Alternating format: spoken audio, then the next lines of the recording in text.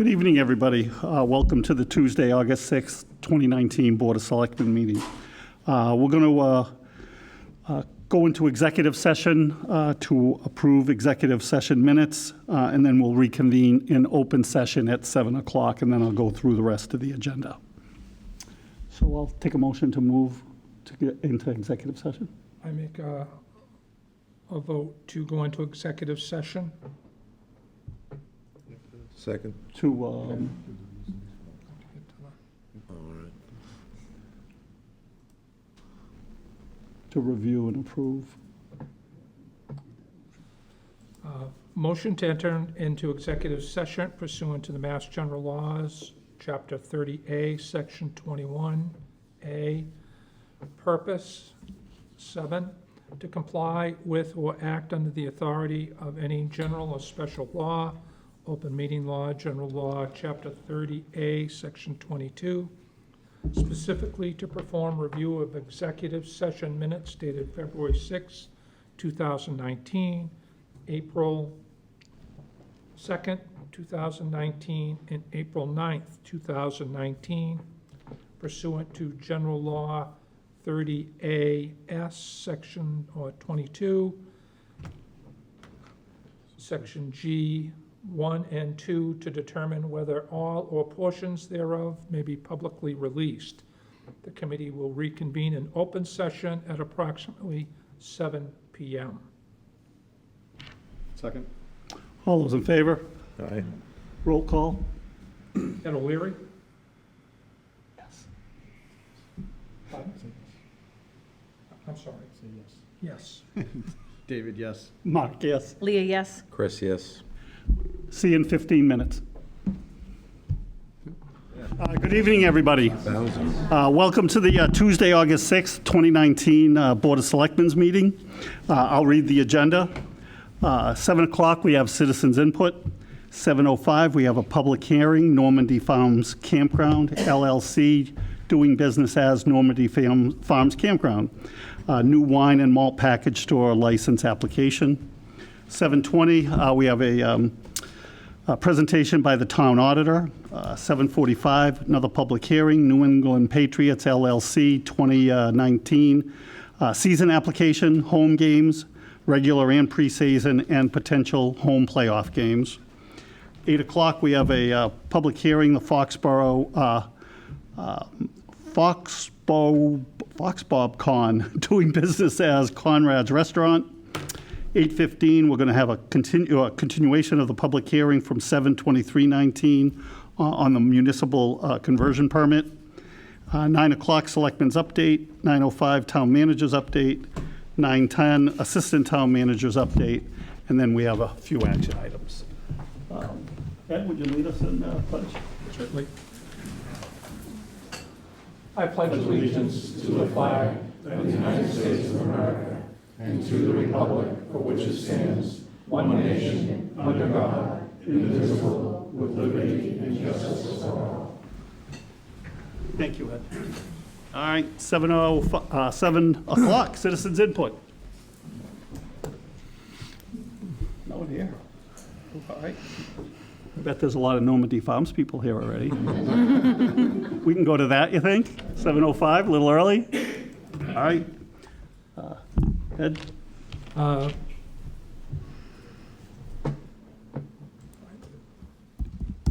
The Board of Selectmen, acting as the local licensing authority pursuant to MGL Chapter 138, will conduct a public hearing on Tuesday, August 6, 2019, beginning at 7:05 p.m. in the Gala Meeting Room, Town Hall, 40 South Street, on an application for an off-premises annual wine and malt package store license for Normandy Farms Campground, LLC, DBA Normandy Farms Campground, 72 West Street, Foxborough, Mass. Manager Christine Daniels. All interested parties are welcome to attend. Mr. Chairman, for the record, I need to recuse myself. My wife's employed by Normandy Farms. Okay. Thanks. Do we have to go into open session? No. No. Come on up.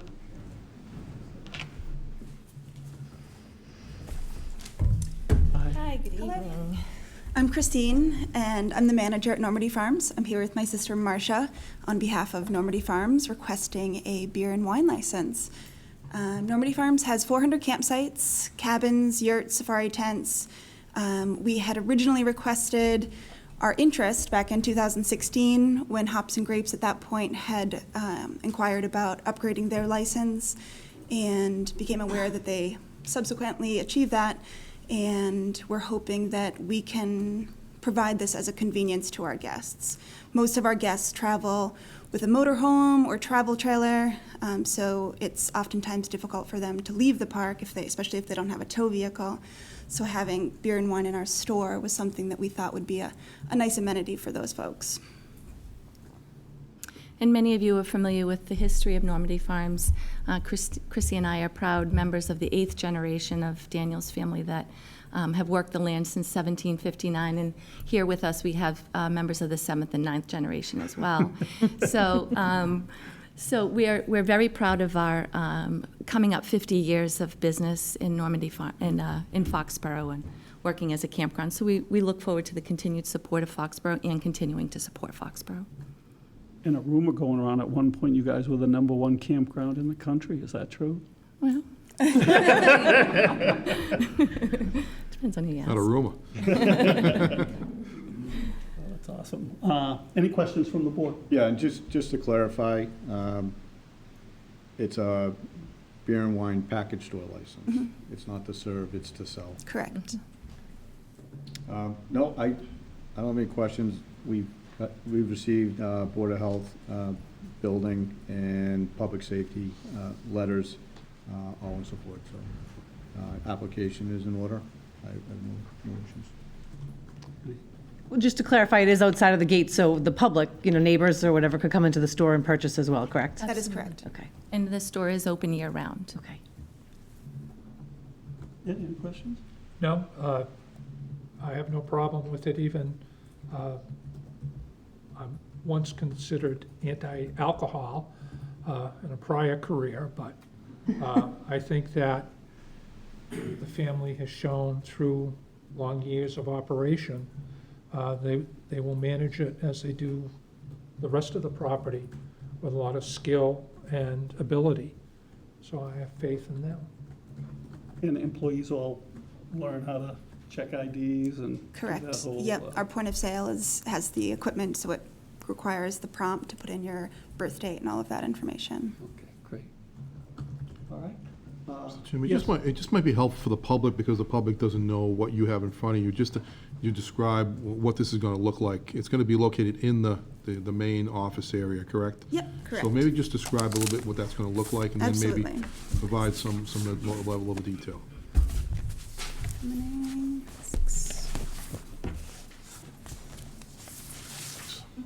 So the first page on the left-hand side just shows the main reception center.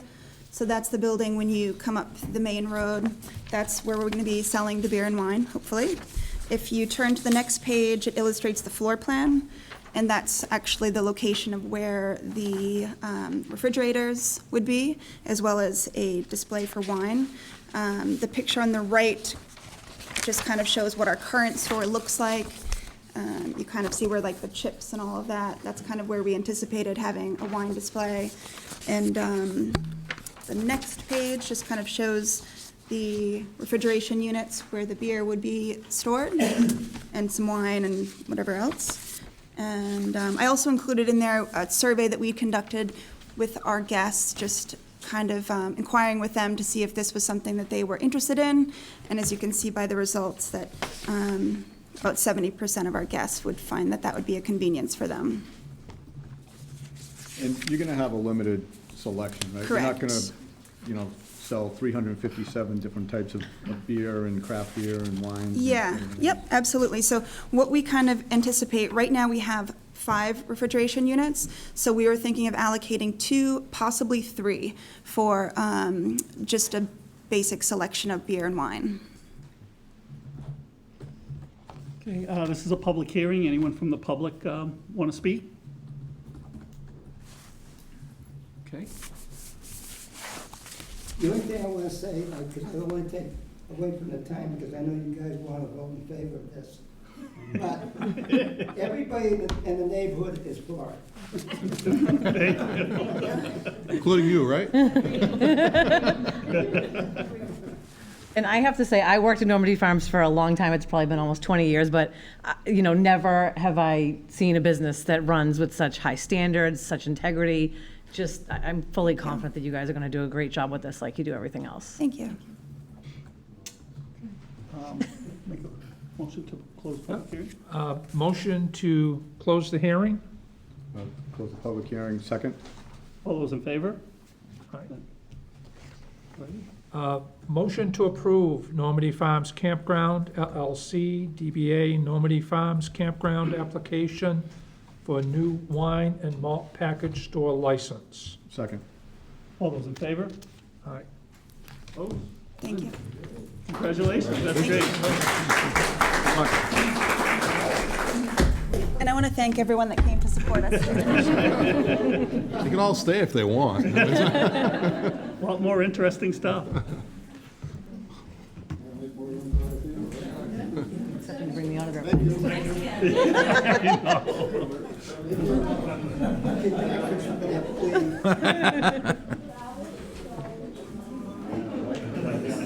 So check this picture out. I don't want to read these. Let me get my head shaved by my son. Oh my gosh. He sold the most popcorn. Okay, Younger now. Today's his so we're a little ahead of 28th birthday, schedule. too. Maybe we'll take care of the action items now, Ed, if you wouldn't mind rolling forward and take care of those. Okay.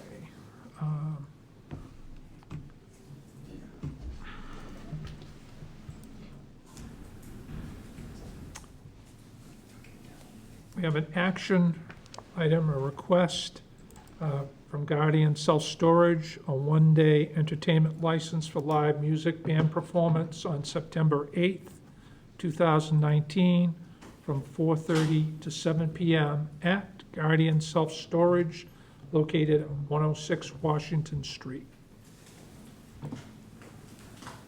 Second?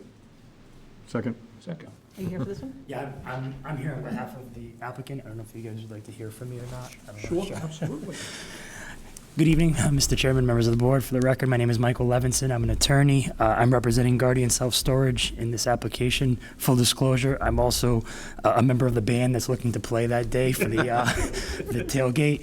I'm sure you guys are familiar with Guardian Self-Storage. It's approximately 3/4 mile south of Gillette Stadium, and on game days, they open up the lot like most establishments in that area for, per car parking and tailgating.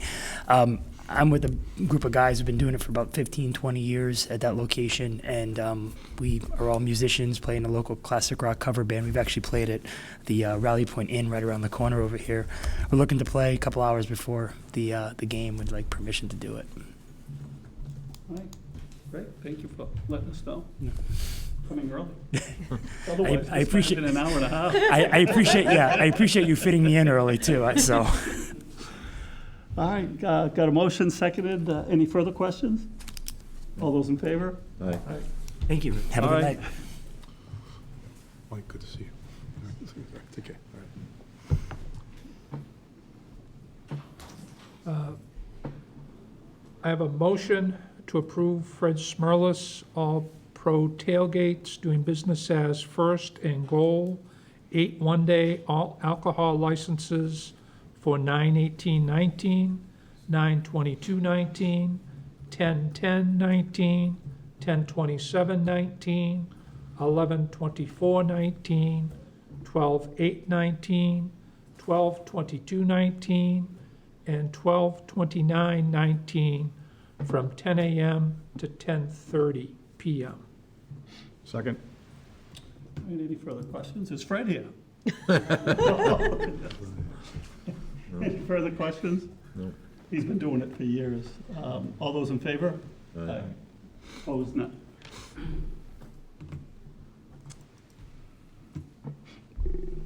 Motion to approve tuition reimbursement for Officer Scott Dion in the amount of $1,849.50. Second.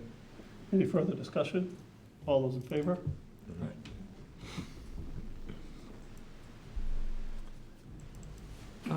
Historical Commission, motion to accept a gift donation of $75 to the Foxborough Historical Commission from book sales. Second?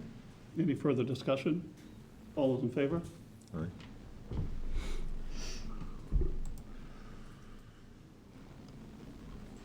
And motion to approve July 9th, 2019 meeting minutes. Second? Any further discussion? Any changes? No. All those in favor? Aye. Great, thank you, Ed. All right, a little ahead of time, but we can go to the audit report. Do you want to give Bill a little Sure, thank you. preamble?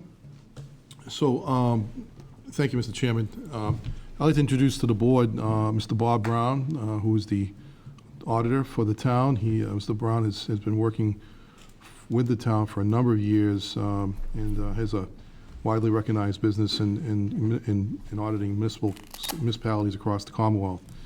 Mr. Brown has strong knowledge and understanding of Foxborough's finances, probably as good as anybody in the room right now.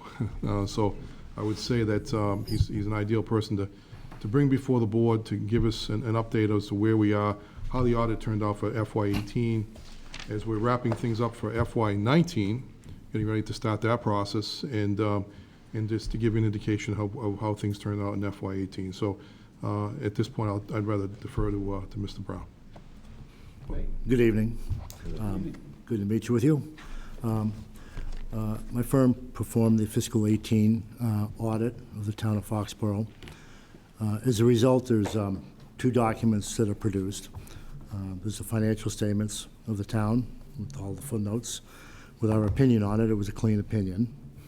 And there's a second product. We refer to it as a single audit report based on the statute that required it. This is a report on your federal grants, where you spend more than $750,000 a year in federal funds. You're required to have this type of additional grant audit, and that's filed with the federal government. There were no findings in the grants that we reviewed in that report. So both documents were clean and with no comments, and the audits went well. We recognize it was transition, but you know, we still managed to get everything done efficiently. My staff have been with me between 20 and 7 years. There's no juniors, so they all knew where everything was, and you know, it helped things go efficiently. The major thing I wanted to mention to you about fiscal 18, there was a change in the accounting standards nationally. You know, the town's been dealing with the issue of post-employment benefits and the liability related to that.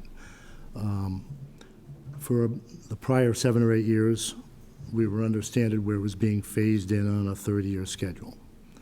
Fiscal 18, the standard changed, and the entire liability was placed on the financial statements. So the town's financial statements had to have a prior period adjustment, so there was a significant hit to the total net position of the town because of the full liability being recorded. But that's the same with every town in Massachusetts, every town, city in the country. So the bonding agencies always knew about that liability, so your bonding rating always took that into account. The positive thing for the future for Foxborough with relation to that is everybody was always judged knowing they had the liability, but you know, 7 or 8 years ago, nobody was funding it. Now that the full liability is on the financials, you are going to start being differentiated from other communities based on how that liability is being addressed. And in my view, the town of Foxborough is doing an excellent job approaching that. So you know, you would be favored to either keep your rating, or at least keep your rating in relation to other communities, you know, in a good stead. And you know, I commend the management approach to that, you know, addressing it, because that will become an issue. During the fiscal year, I just wanted to note that, you know, you did increase your stabilization fund to 3,600,000. Your capital stabilization up to 2,100,000. One thing I direct any board or member that's interested financially is to look at the budget statement that's in the financial statements. That's on page 21 of this report. And what it does, the last column tells you how the town did on your annual operating budget, which is the most important document you live by. And, you know, your budget exceeded, your actual revenue exceeded budget by $1,400,000. Closed out about $800,000 in unspent budgets. You know, so that added to free cash, you know, a net plus about $2,300,000, you know, for that, the experience for that year. During the year, we noted there was no bond anticipation note activity. There were no new bonding. So you were a little inactive during that year from that point of view. Other than that, I'm open to questions regarding the audit or OPEB or what I mentioned. Any questions from the board? Oh, yeah. Obviously, you've been doing the town's audit for a number of years now. Yes. Have you seen any irregular increases in any budgetary line items or expenses over the last few years that would raise concern? We always review the budget, and, you know, we review it to make sure that everything's properly authorized, tells out to the town meeting and everything. And, you know, we don't make a judgment on how you vote to use your money, guns or butter type argument. If you voted it, we verify it. And, you know, if that's what's voted, that's, you know, that's what we look to see as proper. In your times, particularly in the last 5 years, 6 years, 7 years, the town has consistently exceeded budget on the revenue side versus the expense side. Is that a true statement? That's probably, I'm just looking at this 1 year, but if, Right. that's probably a fair statement, yes. You've obviously seen our financial policies that we put together. Yes. Did you reviewed that as part of our bond rating applications? Would you say that we're in compliance with our financial policies and we're adhering to that? And do you have any recommendations as far as should we modify those financial policies? Should we based on FY18, should we continue as we have in the past and keep doing what we're doing, because what we're doing is successful? Well, when we do the audit, we're aware of your policies, but we don't audit to the policies. We audit, you know, to the law and the accounting standards. If there were specific areas you wanted me to look at, I could get back to you on it. You know, we do recommend, you know, I've seen many a cycle, been doing this since '77. So we do recommend a little conservative on the revenue side so that you always do exceed your budget on the revenue side. And then as far as, you know, pensions, you know, pension costs continue to go up. A lot of that, the town doesn't have a say in it because we pay into the Norfolk County Pension Fund, and, you know, we have to pay through their ARC and through their actuarial, yeah. It's easy for you to say. Actuary. Yes. So a lot of that is out of our control per se. But as far as the OPEB is concerned, since 2009, we've cut our OPEB liability by 57%. Is that correct? Offhand, I don't know the percent, but you're doing well from your funding perspective and your I think you may have adjusted some policies that affected liability in the past as well, on your health plans. That's true. So, and that's part of it as well. Okay. And without getting into the details, based on what you saw in FY18, do you think that we are will fully fund the liability by 2038 as laid out in previous years. Are we can, based on the audit, are we continuing on that path to meet that unfunded liability? I know you have a plan put in place to fund, and you've been budgeting for it, and if that plan meets those specs, you know, I have no other further comment on it. Obviously, there's always factors that are going to change in the future, Right. whether it be rate of return, health costs, and if you make further changes to your health plans as well. And then the last Just to question. clarify that, that's relating to the OPEB, Bob, or is that for the OPEB. pension? Okay, for OPEB. So OPEB. as far as the pension liability, if we continue to pay it on the schedule as laid out by the Norfolk County Pension Board, we should be fine. I guess the question I here. think that was 2030. 2030. That was actually Correct. earlier than the OPEB liability. I believe so, yeah. And then my last question, how many different municipalities do you do audits for? Right now, about 22 per year. We've done as many as 25 or 6 per year. And how does Foxborough relate to, as far as financial position and financial health compared to those other 22 communities? I think it'd be in the top 20% tier. I mean, I've had a few other clients that are larger and some around the same size, but, you know, you're doing well, especially in comparison, especially in the OPEB area. Because the other communities that don't fund it enough are their liability is gonna go much higher in the future years because of the way the standard looks at their rate of return on investments. If they're not putting in enough, they're gonna be saddled with a lower rate of return assumption, and their liabilities on their statements are gonna skyrocket. Thank you, David. Any other questions? Just a curiosity question. I know that you issued your report on May 20th, so back it up, like when do you start the audit? When do you guys come in? When's it ready for you to start, and how long does it take? It varies. We come in when the town is ready. We're a little later this year, probably just through the transition of staff.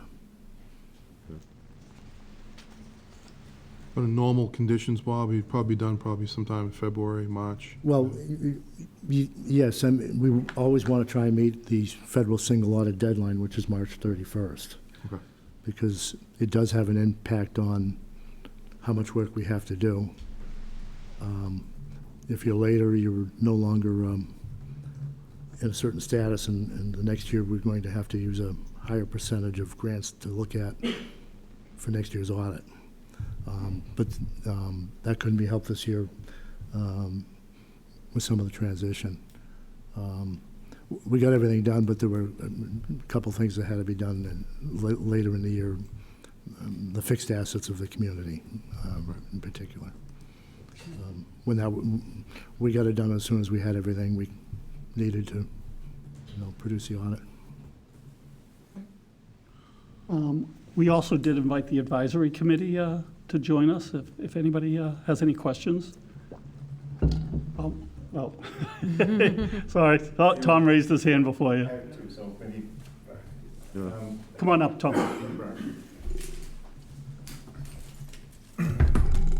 Tom Freeman, 6 Kersey Road.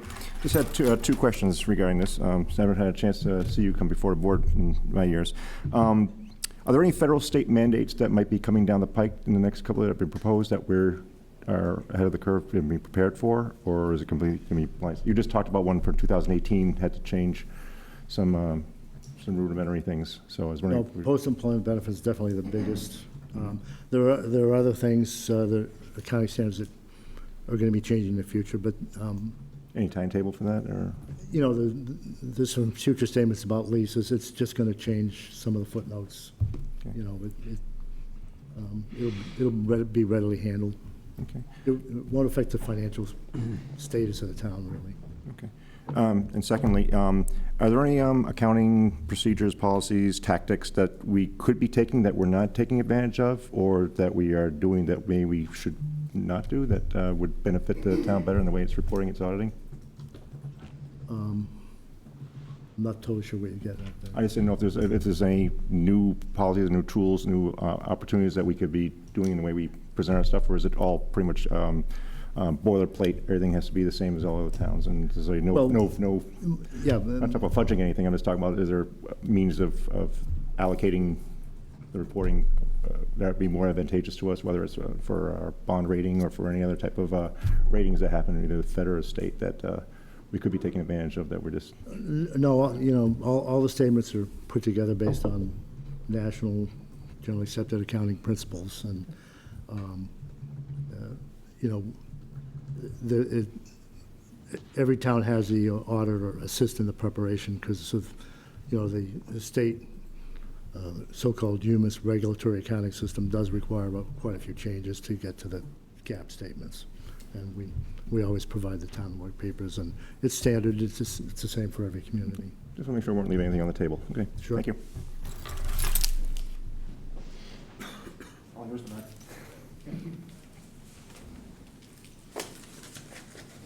Thank you for having me. Bernard Dumont from 5 Sims Lane, part of the advisory committee. Thank you for your report. Quick question. So fiscal year 18, we just said that fiscal year 2020. So this is a 2-year-old view, right? It's for fiscal 18. The town is in the process of closing its books for fiscal 19 at this time. So this is a year plus. The opinion date is in May, I believe, May 20th. May 20th? Yep. Okay. The other question is regarding pension. With everything, it's a moving target in that sense that when taking into account new employees, attrition, additions, and everything that happened, and I know that the question was trying to be asked, but is it fair to think that when we're looking at the future, given so many changes that may happen, when we say that, is it hard to really quantify when we may be fully funded, or do we have any, because we're talking about a point in time, but when taking into account all the changes that may happen, in all, everything being equal, how would you say that our pension status is in terms of funding? Well, again, you have you're in Norfolk County, you have the actuarial report for Norfolk County. If you provide them data on all your employees and their status, how many years in the system, et cetera, marital status, and they recalculate, you know, every time they do a report. I can't give any better number than they do. You know, it's based on all the data is updated every time you do a new report. And to be Every fair, 2 years anyway. One of the concerns that the advisory committee had is the fact that, again, taking into account the new salaries, any addition and attrition, the concern that going forward, when we see again plus minus the expenses for compensation are higher than prior years, the concern is mathematically, can we have a gap, or will we always be in the process of a catching up, or will we ever catch up? Well, the data is updated at least every, I think it's every 2 years. Every but, 2 you know, years. you same information for 2 years. So you get a new look with all the fresh data, and it provides new calculations. Now, one thing to keep in mind, you know, when you're talking about new employees, they pay a very high percent They do. going in. You know, a lot more than an employee under Social Security pays in. So there is quite a good share coming from the employee on any new hires compared to older hires. And, you know, that's part of why they're still looking at the year they're looking at for fully funding. The difference is actually 11% versus 6.5%. Mhm. That's a significant difference, 5.5% difference. So maybe to your point again, just a last point, to your point, so there is no reason really for, let's call it, much concern in terms of our ability in the future. To make it pretty simple, our concern is that the target date, because of the addition minus the attrition and so on, may always be moving from 2030 to maybe 2040 or 2050. Is there? I think they're calculating it, and their projection is based on all that information that they have. It's not a perfect science, because obviously, a lot depends on stock market staying where it is. Right. And, if there were some large event, and, it's gonna change plus or minus every year. You've had good benefits when the market's gone up recently in the reports. But it's, their projections are based on a long history of investment approach and returns. And, I myself sometimes look at them and say, how do they do that? But the history backs it up. Mr. Chairman, just in fairness to Bob, I mean, Bob is an auditor, so he evaluates that which has been done already. He's not a forecaster, so he's not, an actuary would probably be a better person to ask that question of. So it's a fair question, but I think Bob is probably not in the best position to respond to that. He can only respond to that which has already been done. And I think based upon the history of how we've funded it, we've actually done a pretty good job. I think that's been pretty clear based on the audit reports. But I think it's a fair question, Bernard, that I think perhaps maybe at some point we bring in the Norfolk County actuary and have them come in and just present to the board to show you how it's done, explain it how it's done, and show that a lot of considerations are put into that calculation, including the growth of salaries, the growth of the age of the individuals, how long they've been into the system, the age of their spouses, whatever the situation is. And so those are all considerations, because if certain benefits are provided to folks who retire, but then their spouse may pass away, but yet their spouse may still gain some benefit from that. So all those things are considerations into the actuarial estimate that goes into what the town has to pay. And so in order to have that breakdown, I think it's probably a good time to perhaps bring in, I think it was Dan, perhaps Dan Sherman. Dan Sherman, yeah, Dan Sherman. And his firm, yeah. And if you were looking at it also from the OPEB point of view, there's Dan's a separate person for that, I believe. Yeah, I think Dan does it as well. Does he do both? I think he does both, yeah, if I'm not mistaken. Well, I think that would be a great idea, bringing him in. He makes presentations to various boards. Yeah, he's a pretty sharp guy, too. He can give you a lot of good information I think would be helpful, particularly for the AdCom. And maybe as a final comment, I think part of the concern some of us we have being part of the private sector, we've seen how for years private companies have shifted, let's call it, the burden to government. And if private companies have done that, it's not because they did.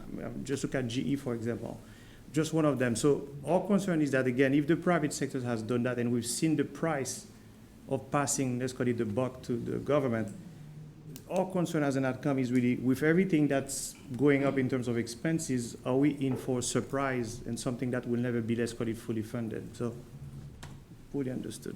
Thank you, Brother. Thank you. All right, thank you, Mr. Brown, for the presentation, too. Oh, one more question. I just have one comment, too, Mr. Chairman, if you want. Larry Wee, 13 Fox Lane, member of the advisory committee. Hi, Bob. I just have a quick question. Sure. When do you anticipate to finish the fiscal 19 audit?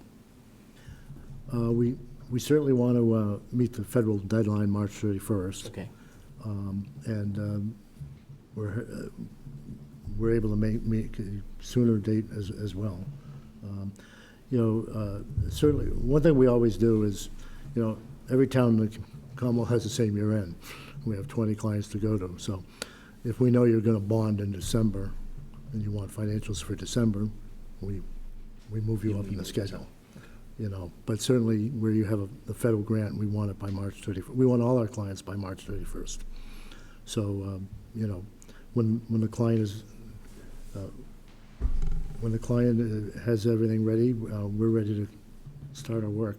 We don't have a set schedule. We hear from a client that's ready, we come in. We're in the preparation phase now for Bob, so we can get started on that. Okay, I understand fiscal year 18, due to all the changes, so we had some issues, but ideally, the sooner we have the numbers, the better. Sure. Look at. You know, generally, it's not like private industry. You're not, they're not within 3 or 4 months of year end Correct. generally, for any town in the state generally. It's, you know, so the earlier dates is usually in the November timeframe, but the majority of reports in Massachusetts are issued in January, February. I think it would be nice if we can get it sometime between, at the latest, maybe January, February next year, so it's just in time for the budget season. So if we want to look back, we have a more current numbers to look at, that's all. That's all I'm asking, but I understand the logistics and you got to work them through. We're certainly ready and available. We're looking for work right now because all our 18 work is done, and This is a slow season for you right now. we're hoping somebody calls us and says their books are closed and we can start tomorrow. So. Thank you, Mr. Chair. Thank you. Thanks, Larry. So, Mr. Chairman, I think one thing that was important that came out of this year's audit is that there was no management letter. And typically, can you explain to the board what a management letter means, Bob, and just why you didn't feel the need to do that? Right. Our firm, we only write up a management letter when there's a serious issue. We don't make mountains out of molehills. About 10 years ago, there was a new auditing standard where we're required to write to management.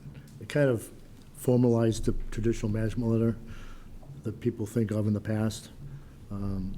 There's actually there's nothing about management letters in our auditing standards. When we do an audit, there's nothing there.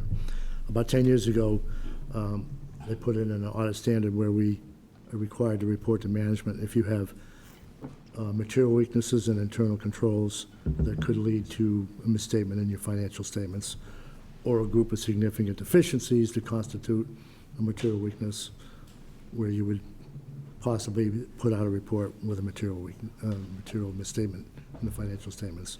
And, you know, we did not write one of those letters. Your controls are good and wouldn't even come close to one of those situations. You know, the biggest things we look at, you know, are your receivables, cash, your processes on paying bills, and that's all in good shape. Great. Thank you. All right. Thank you. Thank you for your presentation. Thanks. Appreciate you Thank coming you. here today. Thanks for coming out, Bob. All righty. Public hearing, New England Patriots. Jess, you ready?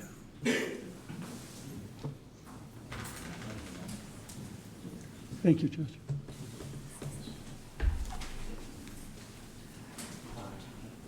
Could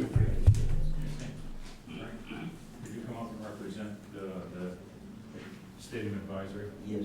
Hi, I'd like to introduce Frank Baresi. Frank is a member Hey, of the Frank. Stadium Advisory Committee and will be representing us. Frank? Okay. So we'll do a public hearing notice for us? Yes. The Board of Selectmen, acting as the local licensing authority pursuant to Mass General Law, Chapter 140, Section 181, and Section 183A, and Chapter 36, Section 4, Code of the Town of Foxborough, Chapter 229, and also Stadium Rules and Regulations, will conduct a public hearing on Tuesday, August 6, 2019, beginning at 7:45 p.m. in the Gala Meeting Room, Town Hall, 40 South Street, to review the application submitted by the New England Patriots LLC for the 2019 New England Patriots regular season home games, including preseason and potential playoff games and on-premise practices. This event is proposed for Gillette Stadium. Application for this event is on file at the Office of Selectmen. All interested parties are welcome to attend. Thank you. So Jesse Enos with Gillette Stadium Craft Sports and Entertainment. Frank, you want to introduce yourself? What do you want me to say? Just introduce yourself. This is Frank Barisi with the Stadium Advisory Committee. Yes, my name is Frank Baresi. I'm a member of the Stadium Advisory Committee, and I announced at our last meeting that I was retiring as a member of the Stadium Advisory Committee. I also would like to remark that when we first organized as the Stadium Advisory Committee, I attended the very first game and very first concert at the old stadium. And believe me, that was quite an experience. And I wish to pass on that experience to anyone who follows me, because I did gain a lot of knowledge, but I do also want to give credit to the other members of the Stadium Advisory Committee who assisted me. They did all the work. So, and I got all the credit. So what was the first concert? I'd also like to take this opportunity to all you respective members and the people that attended. You might remember my brother Joseph Baresi. He was the Inspector General for the Commonwealth of Massachusetts for 10 years. And he passed on recently, but he passed on some information to me that I never forgot. He says, Frank, never forget the people who you work with. Without them, you would be nothing. And that is my sound advice from my brother Joe, who recently passed away in December. And you might have remembered him as the Inspector General for the Commonwealth of Massachusetts for 10 years, I believe it was. So my thanks to my brother Joe, my thanks to all the people that worked as assistant members of the Stadium Advisory Committee, because without them, I would be nothing also. So Frank, in other words, I get all the credit and they done all the work. Thank you very much. You're a good leader. So Frank's been a charter member of the Stadium Advisory Committee, correct? So starting in 1994, right? I believe it was right around that time. Yes. So long before my time, but for the 15 years that I've been working with the Stadium Advisory Committee, I've been working with Frank. And the amount of time and effort and energy that he's put into his role, it really can't be overstated. But kind of jumping into the Patriots license for this year. So really, for the most part, there aren't any significant changes, but there are three things that I just want to call to your attention this evening that are different or new improvements for this year. The first of which being an expansion of our delayed exit parking lot program. So we piloted that last year. We offer free parking to people. You have to sign up in advance. You're parked in a lot that doesn't allow entry for 75 minutes. And so, we are constantly surveying our attendees, and we're constantly trying to figure out ways to improve our operation. And we time and time again hear that the exit specifically can be prohibitive to the point that it deters people from coming to games. So we piloted this program last year, allowing people to park for free, but then have that 75-minute delayed exit, and it was incredibly successful. So we're going to expand on that this year.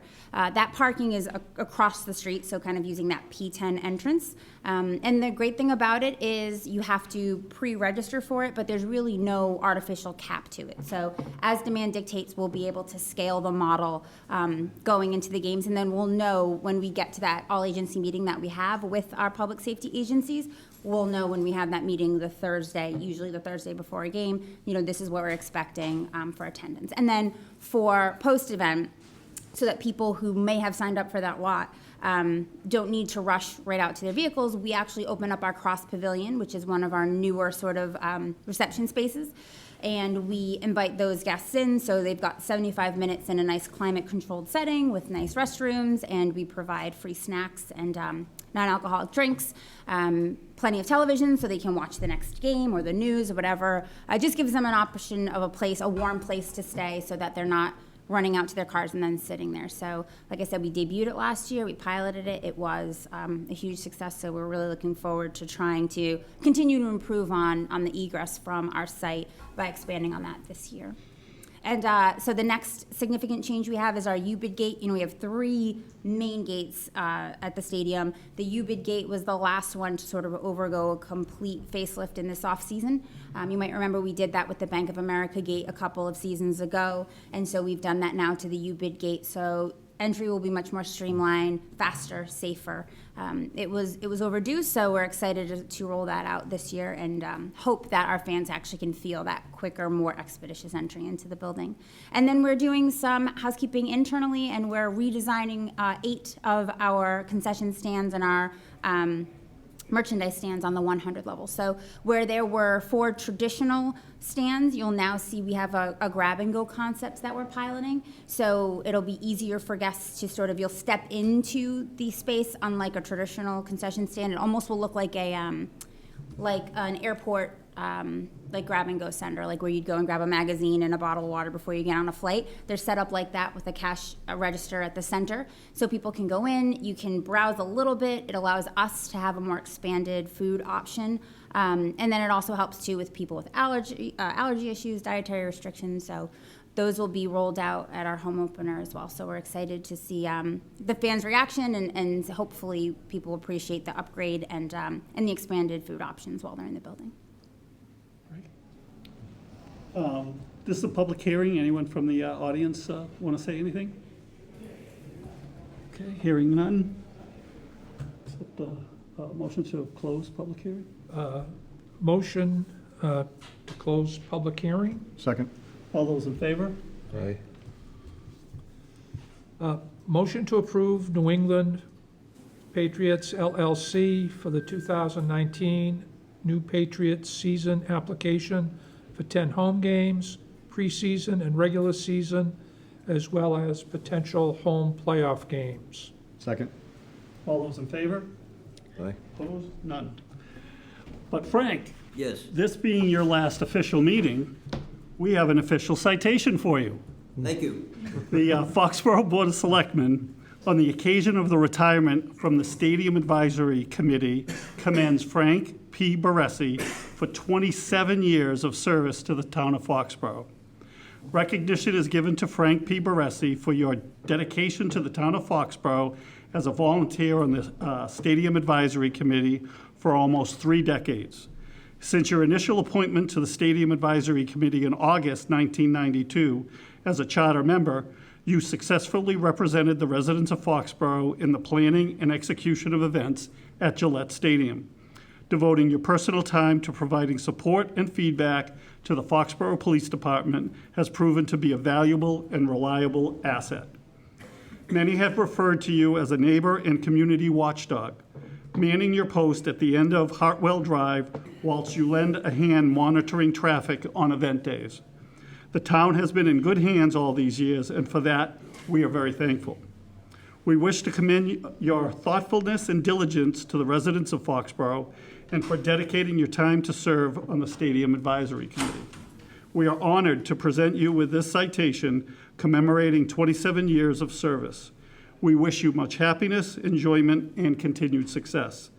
This citation is given under the seal of the town of Foxborough on the 6th day of August, 2019. Signed by myself, Mark Elfman, Leah Gibson, Vice Chair, Ed O'Leary, Clerk, Dave Feldman, and Chris Mitchell. Thank you.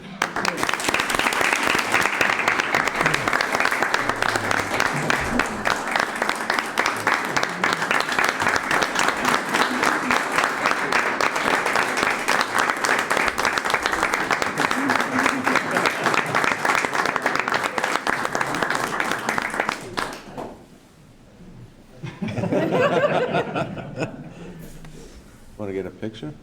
Thank you, Frank. Thank you very much. Oh, you're welcome. Frank, Thank you. congratulations. I don't know what we're gonna do without you. Well, I'll do my best. Anytime you have my telephone number, give me a call. I'll try to help out. Hey, what was the first concert you went Yeah. And What was the first concert that you went to? I don't remember. It was at the old stadium. And I went to every concert and I went to every football game at the old stadium. I remember that very well. Good for you. Thank you. Thank you very much. Thanks, Frank. But I, like again, I want to repeat, I give my knowledge credit to my brother Joe, who was the Inspector General for the Commonwealth, he taught me a lot. He said, never forget the people who work for you, because they do all the work. Yeah. There you go. Thank you. Thanks, So I just Frank. want to pass my brother Joe's advice as the Inspector General for the Commonwealth. Believe me, he had a lot of experience dealing with people, and it's from him that I gained my knowledge. He taught you well. I want to thank him and give him the credit. Even though he is now deceased, I still want to give him the credit. There you go. Taught you well. Thank you. Thank you very much. Bye-bye now.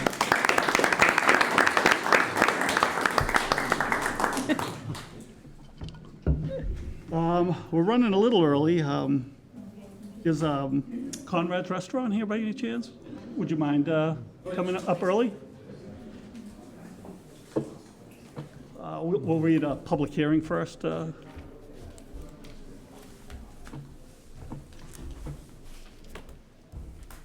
you, Bob. The Board of Selectmen, acting as a local licensing authority pursuant to Mass General Law, Chapter 138, will conduct public hearing on Tuesday, August 6, 2019, beginning at 8 p.m. in the Gala Meeting Room, Town Hall, 40 South Street, Foxborough, Mass., on the application of an on-premise annual all-alcohol restaurant license authorized by special legislation, Chapter 201 of the Acts of 2007, for Fox Bob Con, doing business as Conrad's Restaurant, 121 Main Street, Foxborough, Mass. Manager Robert Conrad. Additional license requests approval of a common vitular and 7-day entertainment license for established hours of operation. All interested parties are welcome to attend. You're on. Thank you. How you doing? We're doing well. Well, thank you for having me. Mr. Chairman, members of the board. I'm Bob Conrad. I'm the owner of Conrad's Restaurant. We have a location in Norwood, Walpole, Sudbury, a couple of golf courses we do the food and beverage for, and I've been in the business probably for about 25, 30 years now. As an owner of, started as a bar owner, turned into a restaurant owner once I had kids, and it's just grown it since then. We had an opportunity with Foxborough. Vince O'Neill's group approached us on trying to see if we'd be interested in putting Conrad's in his location, and it just kind of steamrolled from there, and did some research in the town, met with Mr. Keegan, the town manager, see if there's any certain, I know Waxy's, they had a great business, and for whatever reason it was closed down.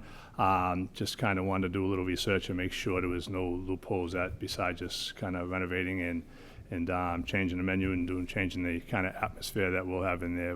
We're definitely more of a restaurant than a bar room. I don't think I left menus for if they wanted to look at, see what we offer. I brought them just in case. But it's all family style restaurant, casual dining, comfort food. Price menu is from anywhere from $14 to maybe $19, so reasonably priced. We attract families, sporting events for kids after baseball games, and all kinds of events. We have function rooms in each location, so we do a lot of baby showers, wedding rehearsals, Christmas parties, retirement parties, and all kinds of events like that. I know there's a patio there, so there'll be a patio. We'll continue that, have the patio outside as well, but it'd be more of a renovation than a demolition, so it won't be a lot of structural changes, but it'll definitely be a lot of remodeling. It'll have we have booths, a lot of booths. We'll have a smaller bar. It'll be just kind of like a horseshoe bar. We do have a lot of TVs. It's not a sports bar, but it's a sports atmosphere. We'll have a lot of the games on. We have booths that have TVs at each booth. A lot of the booths, except for the dining room, so we have like a kids channel and ESPN, so the people can kind of scroll through whatever they like to watch. We have a bar dine lounge it's all tables that we can move around for parties of 4, 8, 12. So when people come in after a game, like we said, it attracts a lot of families that can come in and at large parties. We do lunch and dinner. We'll be hopefully open 7 days a week for lunch and dinner. Not looking to have entertainment at night. We don't do entertainment, and it's like I said, it's more the dining atmosphere for us. So then it'll be basically the same as our other Conrads, exact same menu, maybe a couple different things. We offer specials 7 days a week. They're different specials. We try to have a few appetizers, entrees, soups of the day, as well as our regular menu. Steak tips are kind of our big thing. I'm sick of them, but we do a lot of steak tips. I cooked them for years. But a lot of sauté, a lot of seafood, a lot of pizza, so it's all over the board. We don't try to be a fancy restaurant, but we just kind of be consistent and do what we do. Awesome. Any questions from the board? At any of the current operations that you're running, have there been any alcohol violations in the last 2 years? I've had 0 in probably 15 or 20 years. I haven't had one. Yeah. Very impressive, thank you. Thank you. Everything in your application seemed to be in order. The only question I have is, have you touched base with the local Board of Health and you filed for permits yet? No, I figured this was the first step to come here. I did talk to the Board of Health about the reasons that things that happened with Waxies, and I don't see any problem with us being able to take care of what needs to be done.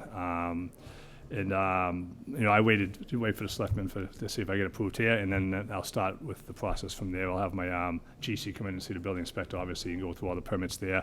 And I think the Board of Health, obviously, once we start getting going, I'll bring the menu in and do some pre-things with them. The kitchen's not going to change much with regards to sinks and drains and all that, so there won't be a lot of stuff I have to worry about trying to do that. But obviously, I'll have our menu, and I'll have the design and the architectural plans. I'll bring that to the Board of Health, obviously, and see if there's anything that I'm missing. I think everyone's missed having that spot open, especially the patio, so I think everyone will be really excited next summer. Yeah, I saw I unfortunately, I've never been at the patio there, but I saw some pictures of it. It looked pretty nice when it was going. Yeah. So. What's the target date, October-ish? opening? Yeah, probably late October, beginning of November. I'm kind of hoping to do it after the patio, so we don't have too much on our hands when we first open. Kind of so we'll do the patio for next year. Yeah. So that's the goal. Depending, the ABCC usually takes 4 to 6 weeks, summertime maybe a little bit longer.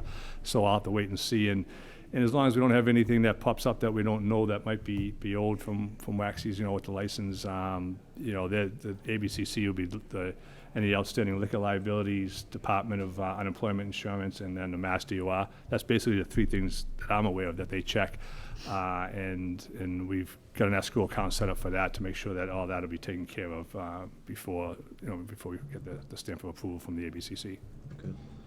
Bill, just for clarification, which license is this actually? Is it the Waxies license, or is it the additional? No, this is the Waxies license. That was actually turned back, so this is the. So we're all whole there, and. That's right. Yep. Okay. This is a public hearing. Anybody from the audience? Yes, sir. Come up. Please. 15 seconds of fame. Yeah, right. I knew somebody that was going to object. Yeah, he doesn't like the steak tips.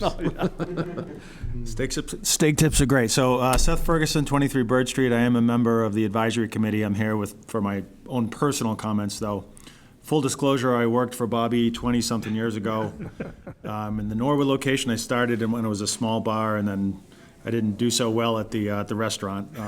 But my son is at the restaurant now, and apparently he's doing okay. He's at the... Yeah, he's over at the Walpole location as a busboy.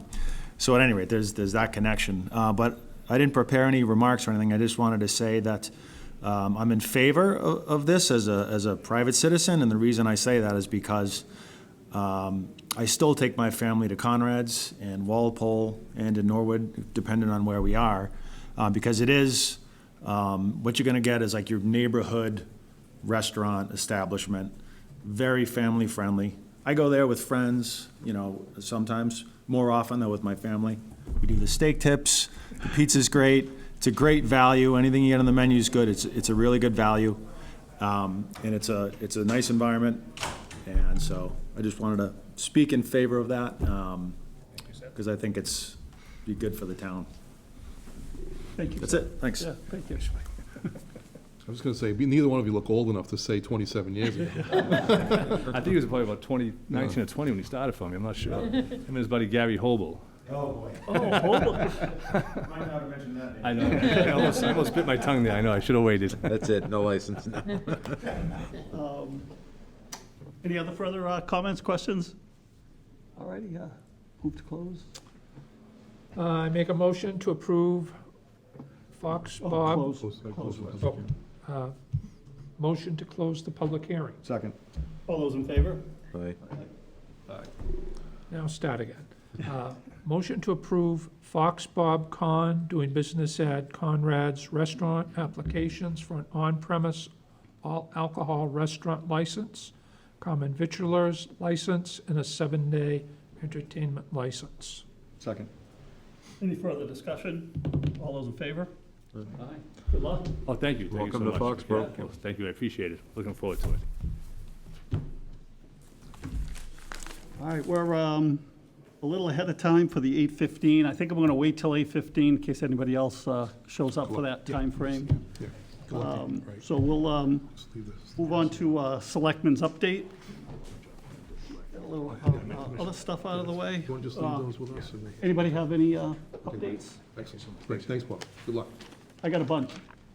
Have at it, Doc.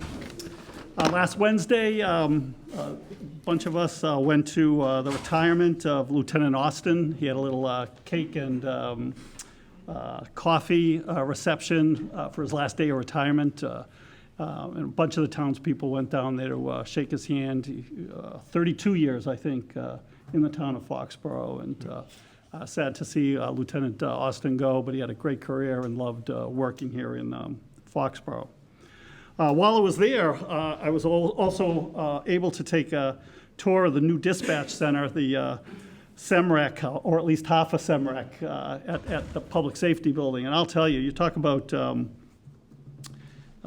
the technology is truly incredible. Bob Verdone, the director, was coincidentally there, and he showed me around a little bit, and got to talk to a bunch of the dispatchers there. And they say the technology is incredible. And the one big thing, when you call 911, you get right to SEMREC. You don't go through Framingham State Police anymore. So they're figuring it's saving anywhere between 2 and 5 minutes response time, having that center. So it was really pretty cool to see that. Also, while I was there, I saw Chief Kelleher, and we got our new fire truck. So I got a little bit of a tour of the fire truck. And again, talk about state-of-the-art. The fire truck is exactly the specifications of what the town needs going forward. Mike Kelleher and his staff really did a great job looking towards the future of what the town needs and what that fire truck will allow, especially with the potential of growth out on Route 1 and buildings being higher than 5-6 stories.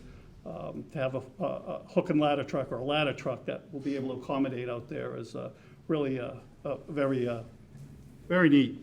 And congratulations to Chief Kelleher and his staff, because just as a reminder, that's a $1.02 million truck that when Chief Kelleher was a deputy chief, he got a grant for $850,000 of that $1 million as a grant from the federal government. So, yeah, that's very cool.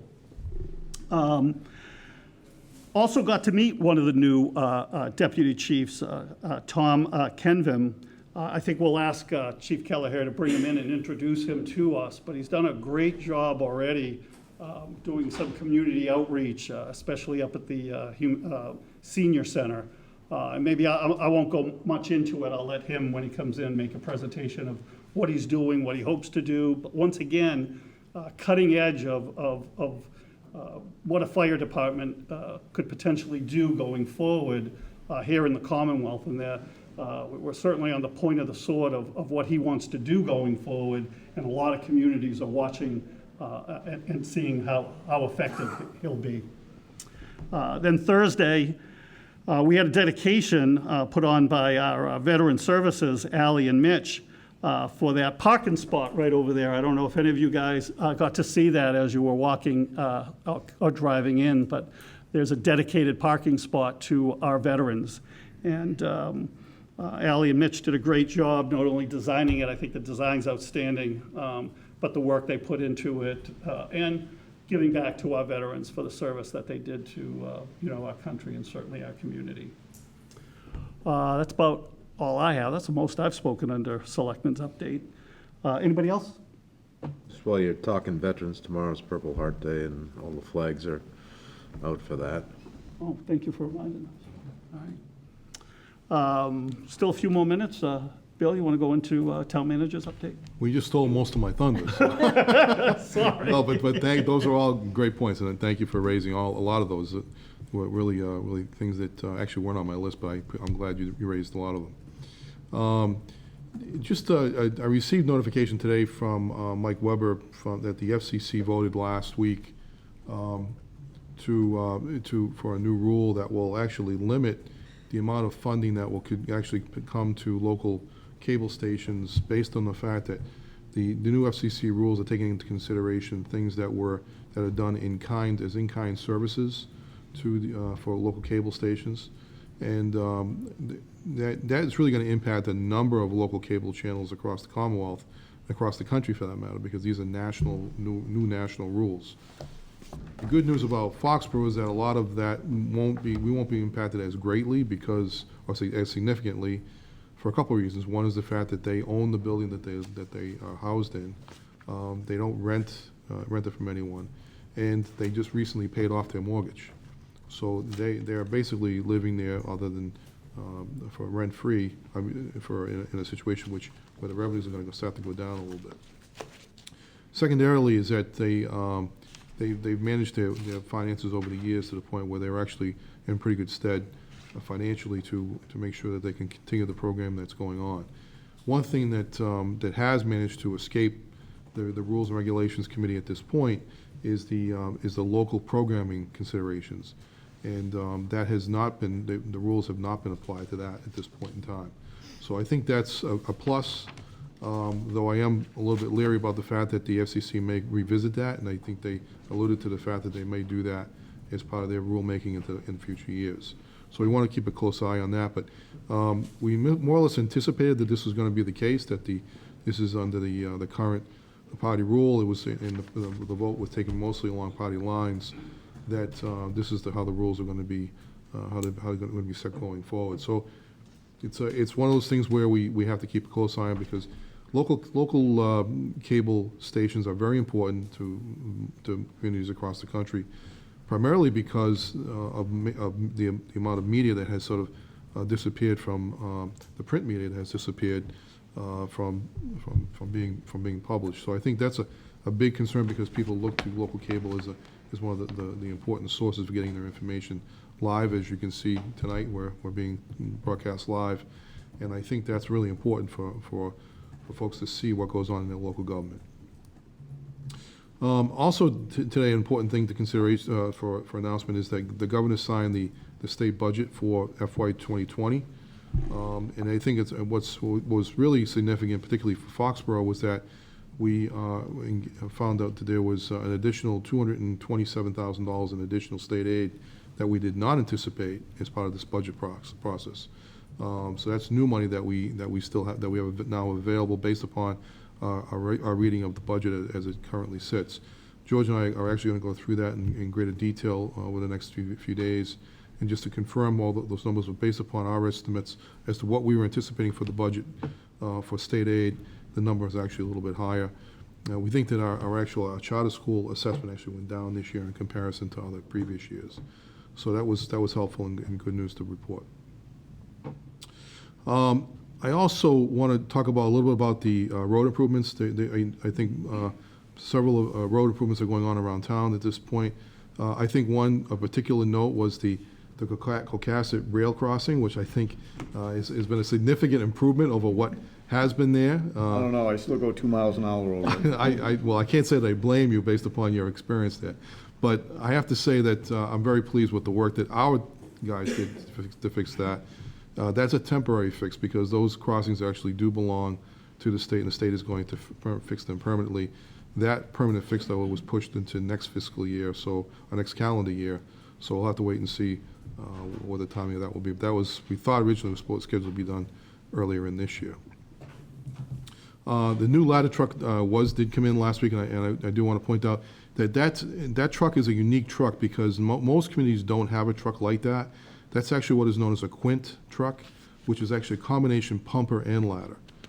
We did not go for for the scope truck, which is what you see in some of the communities. Plainfield just recently got a new scope truck, as does, I believe Walpole has one as well. So we don't really need that size of a truck, given the fact that we can actually access that from some of our coordinating communities. But the Quint truck is unique because it can actually be used as a pumper as opposed to, and not just a ladder. So it's a combination of uses, which is, I think, actually better value for the community in terms of the amount of money that we spent on it. And SEMRIC, it's important to note too that we are actually going to go out to bid. We hope to have bids in the next few weeks for the renovation of the High Rock site. That's we're proceeding forward on improving that site, and we'll have that ready, we hope, by July 1st of next year, where we will become full strength at the SEMRIC operation.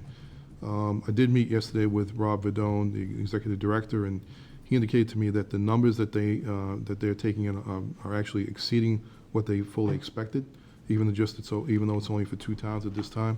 A lot of it has to do with the cell phones coverage that we're picking up, as you point out, Mr. Chairman, with the fact that we're getting calls directly into SEMRIC as opposed to going to Foxborough, to Framingham rather, and coming here directly to provide the services more directly. So that's a very positive thing. And then Tom Kendon, who's the new deputy fire chief, is in charge of EMS. And so as the chief will bring Tom in to introduce everybody, but he's working a lot with other departments. He's working with Board of Health, working with the Council on Aging and Human Services, and providing some community health and community reach out to folks who need health and follow-up care at home.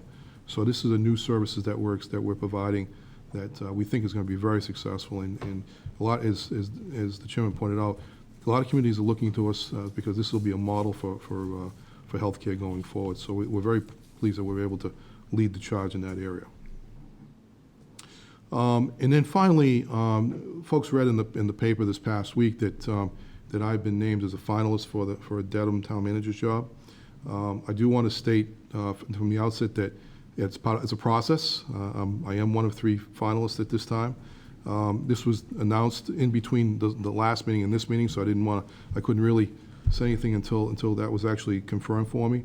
But that was communicated to me last week. I've notified all of you prior to that becoming notice information in the newspapers.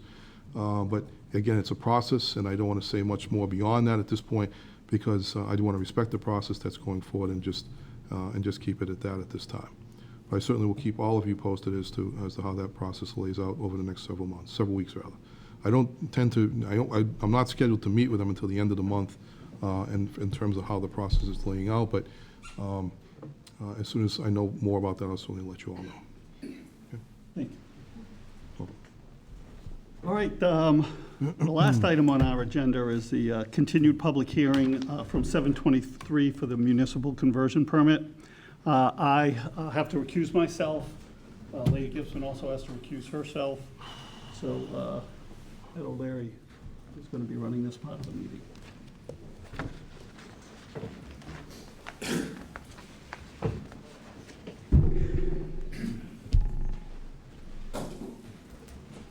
Sorry. That's fine.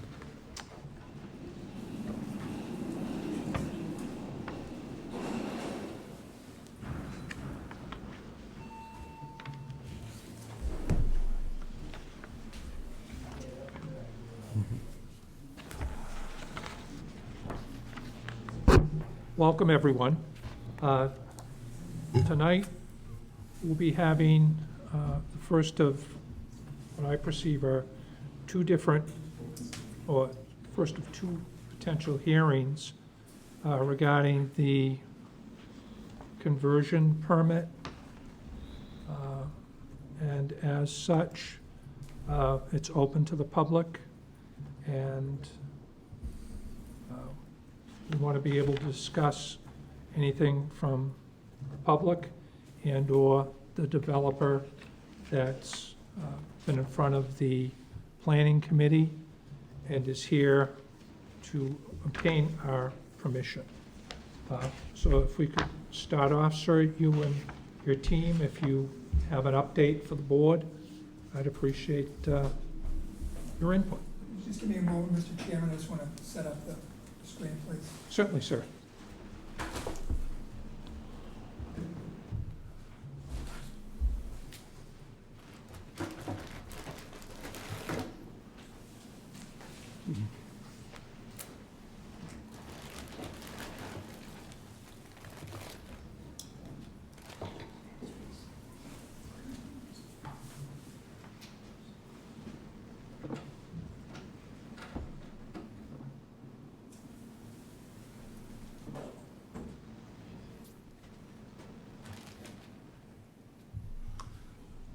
As that is going on, I'm going to read into the record the public hearing notice for this hearing.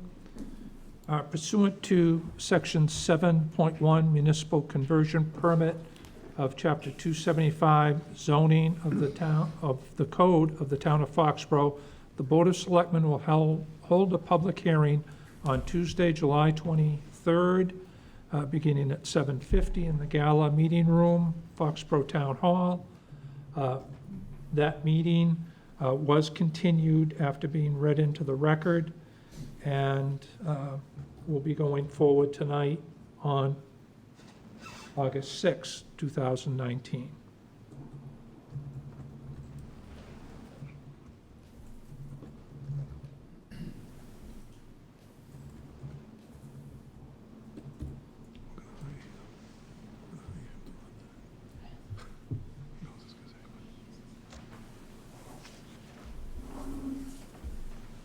Mr. Chairman, ladies and gentlemen, good evening. For the record, my name is Bill Buckley, from Bay Colony Group, and I'm here representing the applicant, Douglas A. King Builders. Mr. King is also here with us this evening. So, as you stated, on behalf of my client, I'm submitting an application for the ignition conversion permit for the property at 40 Stroud Street and 21 Market Street. We filed this back at the beginning of July in accordance with the Section 7.1 municipal conversions. So this proposed project involves a redevelopment of the 19,444 square foot parcel containing the former Foxborough Fire Station and the Keating Home is located at the intersection of School Street, Rock Hill Street, and Market Street. So the proposed use includes the redevelopment of the former station into a brew pub restaurant on the first floor and 4 market rate, 1-bedroom units on the second floor. It will involve the demolition of the funeral home and the construction at that location of a building containing 3 stories of residential apartments. That'll be 15 market rate, 1-bedroom units or studio units that will be rental. And in between the 2 buildings, we'll be creating an 11-vehicle parking lot. So the fire station will include a 4,600 square foot brew pub and just so here. So this will be a 4,600 square foot brew pub restaurant that's going to be on the first floor.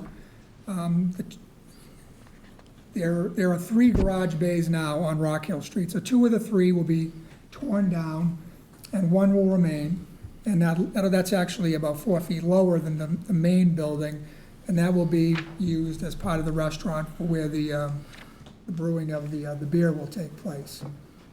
So the restaurant will contain about 80 seats of indoor dining, 36 seats in an outdoor patio, which will be seasonal, of course, and 28 seats at a bar.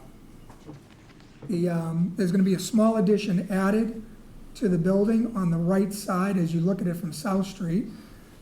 And you can see here on this plan that I'm showing on the right side of it, that is for egress purposes in order to bring the building into code. And unfortunately, our architect could not be here this evening, or I'm sure he would talk to it in detail. But it's this area here, which would be an addition to the building, and you can see it here in the front. And that is for egress from the second floor. As I mentioned earlier, the second floor is going to have 4 studio or 1-bedroom apartments.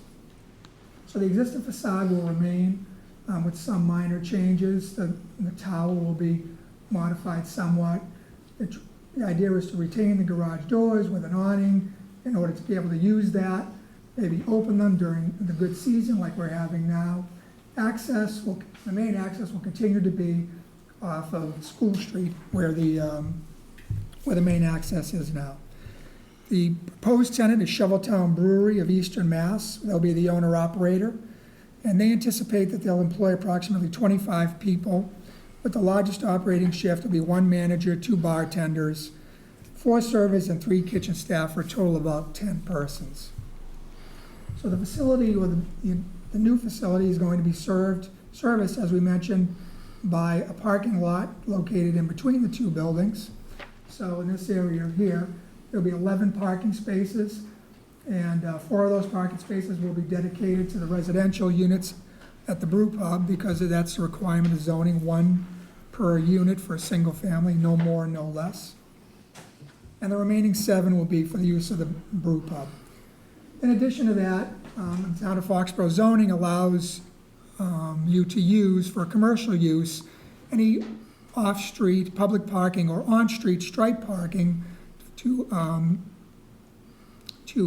accommodate the amount of parking for zoning.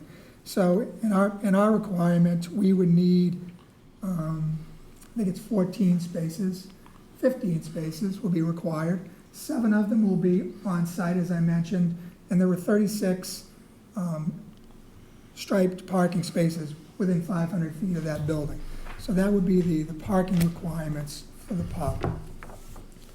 The 15-unit building is located down on the corner of Rock Hill and Market Street, and that is going to be, it'll have a basement garage, which would be about 50% underground, and then there'll be 3 stories above that, which would, for a total of 15 spaces. I'm gonna go down there.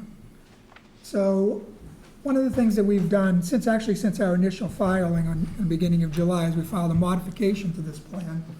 And that's because we've had 3 meetings, informal meetings, with the planning board and with neighbors and with the design review committee that were all present at 2 out of the 3 meetings anyways. And as a result of those meetings, our initial design was all brick. So our thought is to make this building all brick, fit in with the fire station, kind of be an anchor for this corner of the downtown area, similar to this building, another corner. You know, we have the banks brick, we have the old post office brick, we have the new post office brick. So we thought that would fit in good, it would be, you know, a good look for it. But as a result of the meetings, we had some discussion, and so it was decided that it wasn't a good transition. So yeah, it fits really good with facing the common behind, looking at the fire station, which is actually this view right here we're looking at, but perhaps not as good transitioning down to the residential area in the R15 zone, which is across the street. So we went back and we redid it, and we came up with this modification, which is basically brick on the first floor. This is the look from, as you were standing on the fire station, this is the Rock Hill Road look. You can see that. And then here is the look from Market Street. So you can see we did brick, and then on the rest, it will be a hardy plank, which looks like wood, but it's cement. So it's more hardy, actually. I think that's the guy's name. It's not really hardy.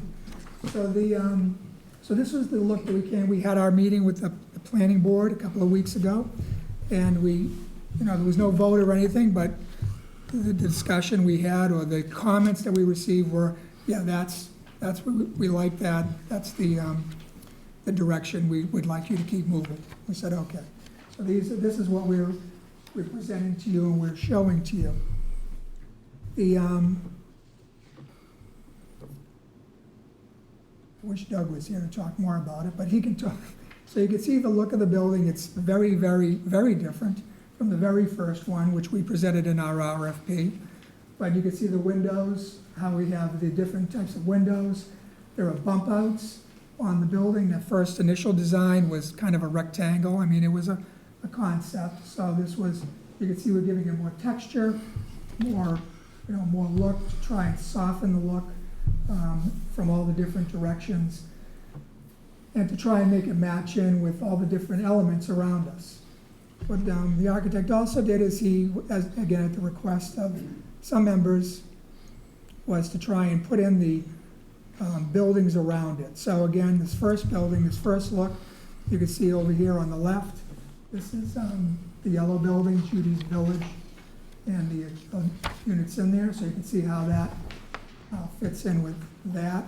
Kind of across the street, you can see the church. It's not the main church, but it's the wood chapel on that side. And then over here on Market Street, you can see how it fits in again with the home across the street. Again, another look from Market Street, again looking toward Judy's, again looking toward Bethany Church. So, so that's what we were shooting for when we did that. One of the other elements that we're required to address is traffic. And so I've had conversations with the town engineer, and actually before our first meeting with the selectmen several months ago, they came in, the DPW, and briefed you on the work that they're doing in the downtown area, got everybody riled up before we came in. And so we didn't do a traffic study. I've talked to Dave, and what he's going to do, of course, is they will include this future development within their study. And that will be included with it, and any impacts, which we perceive to be almost minimal. I mean, to give you some idea, we're talking about the downtown area, depending on the day, has anywhere from 5,000 to 15,000 cars on a passing on a normal day. This might generate maybe 500, of which half of them are what they call pass-bys. So, we're really talking about 250 more trips a day. It's not going to impact, in my opinion, and I'm not a traffic engineer, any levels of service, but that will be determined by the town's consultant when they review, do the entire downtown, which I understand is this summer and fall. That segues me into one thing, though, that continuously came up, which is the perceived lack of parking in the downtown area. As country mice, we're all country mouses here. Most of us have grown up out here, we're not city mice. So we're not used to dealing with a regular dense parking, like you park in Boston or even in Newton or Needham or areas like that. So we're used to having cars parked right in front of us. And, we've looked at different studies. There are different studies that have been done. The economic development study and the downtown, the downtown supplement to that in 2017 looked at parking, and their opinion, which is Pear Corporation, which is one of the town's consultants, is that there is enough parking. So, but there is definitely that perception that we want to park closer. So during our last planning board meeting, we had some discussion regarding the land on Market Street. It's 1517, owned by the Housing Authority, and the fact that it's a tear down, basically, and that they are in discussions, as I understand it, with the selectmen about doing a land swap with the selectmen for that piece of property on Centennial Court, or Centennial Street. And so what we were asked, would we consider to take that piece of property as part of the mitigation for our project and to tear down the building on Market Street and to build a parking lot. That would be a public parking lot that could be used by anybody, in the downtown area, but we anticipate would be used, for any uses in that area as well. So Mr. King went out, we looked at it, we reviewed it, and we gave you in a writing in our letter, our last letter, that we would agree to do that. And I'll just kind of pop that up there so you can get an idea where it is. So this is our site plan, and this is a red line. I know it's kind of tough to see down in this area, but that's the parcel which contains the existing house. And we sketched out, it's about 14 spaces. So it would be about a 14-space parking lot in there. And what we offered in our letter to the board, and we have not yet to the planning board, but we will with them as well if we get to that point, is to build that facility, and we would request that it be conditioned on our permit, that we would not get an occupancy permit for the 15-unit building until we built that facility. We don't want to build it first. So, and my understanding is the timeline would probably work, because, you know, swapping land, nothing the government does is easy. It's going to involve this tidal problems with the Centennial lot, so the timing might work better, even pushing it off till next fall or thereabouts. The site's served by municipal sewer and water, and we anticipate those connections will be from Rockville Street. You know, the board knows that the town just spent about $500,000 on building a sewer, and that was one of the major items that had to be addressed in all the master plans, the economic development master plans for the project. Finally, what I'd like to do is just spend a few minutes talking about those, you know, how we got to where we're at. We did not just, this was not just, hey, let's come up with something and, you know, see if it will stick. You know, we spent a lot of time studying the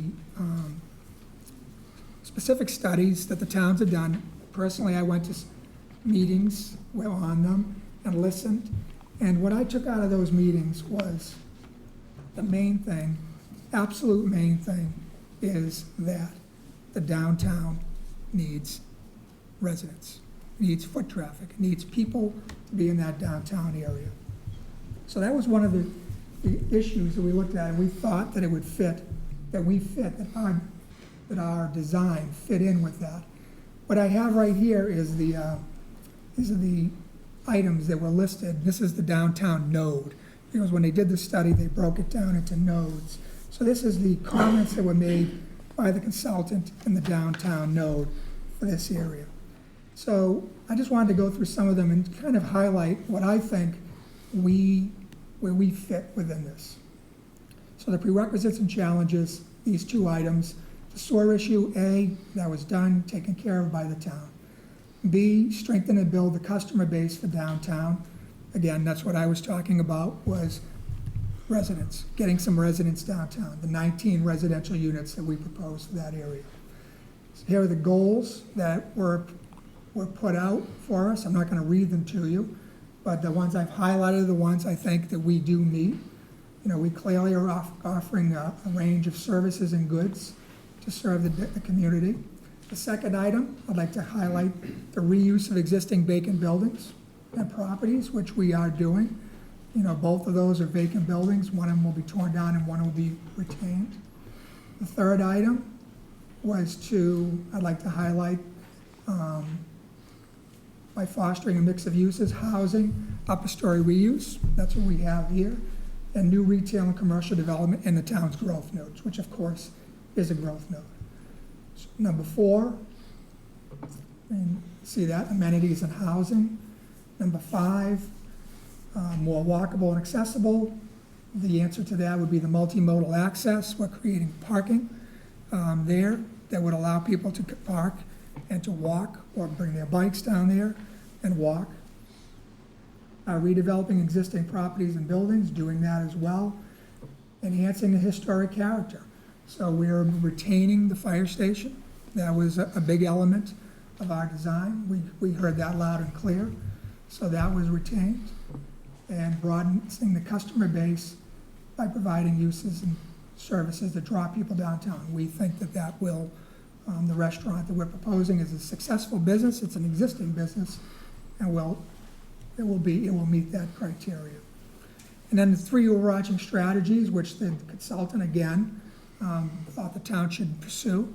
So the first one is increase the number of residents, visitors, and area employees. Creating attractions, again, it creates an attraction. And pursuing the redevelopment opportunities. This is clearly a redevelopment opportunity. So the Foxborough Center Overlay District, it was, in my opinion, was done I believe that the absolute major goal of it was to increase residential density. So why do I say that? Not just because I'm sitting here representing my client. So I went into if you look at the allowed uses by right in that FCOD, every one of them is already an allowed use. Why did we bother rewriting the bylaw if they're already an allowed use? Because there's one that's not, and that is the allowed by special permit, 3 or more than 3 units. So that bylaw, we don't even need that bylaw unless you wanted more residential units, and that's why it was put in. The residential, in our opinion, drives the train on these areas. And I believe that's one of the reasons why you have not seen for 30-plus years development down here. If it was for commercial use, then you would have already seen it, because all that commercial use is already allowed in the general business district. I could build today a 35-foot high building with 0 setbacks and 0 parking. Today. And I don't need the Foxborough Center District, it's allowed by right. So, but why wasn't that built? It's because it's really not economically feasible in this economy, and hasn't been for the 30-plus years. The last building that I can remember being built is what I still call the Remax building on Cohasset Street. I can't think of any other ones that are built of that size. Yeah, they upsized the Foxborough Savings Bank, TD Bank, and they built the next door here, the drugstore. CVS. So that was built. But as far as those other uses, that big building, they don't exist. And that's because, in my opinion, residential drives the train. The residential component is the one that makes it attractive financially in order to do it. And if you listen to developers in other towns who have this type of zoning, for example, Mansfield is a good example, is they're always complaining about being required to do the commercial component because it's so difficult to fill, but tough. And that's the deal. If you want to do the residential component, you have to do the commercial component. So the residential drives the train, and in our opinion, and I'll go over that in a minute, is in this particular case, we're looking at over $1 million before we really start construction. So you have, and none of what I'm saying is new. This is all in the pro forma we passed out when we did our RFP. A $400,000 to buy the land, $300,000 to remediate. It's more expensive to remediate when you're saving. So we're saving the buildings. $150,000 for a sewer connection fee. And most of that is driven by the restaurant because of the volume surge. And then you have $150,000 in architectural, engineering, lawyer fees. So you're at $1 million. And our opinion is we wouldn't have done this for a lesser density. We believe that that use is appropriate. And the last thing anybody wants anywhere, but especially in the downtown area, is a project that's not viable. So we have a project that we believe is viable.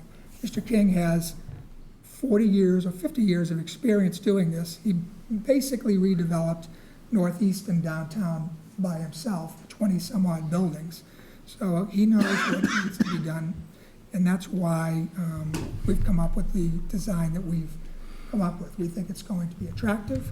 We think it complies with the zoning and the economic development studies, and we think it's going to be viable and successful in the downtown area. And that concludes it, Mr. Chairman.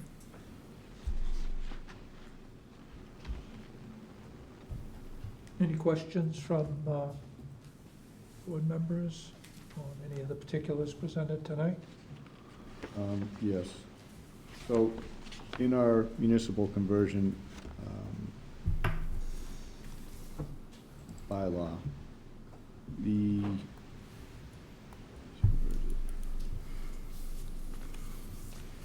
it calls for a projection of traffic flows and proposed access and egress provisions. And you are correct.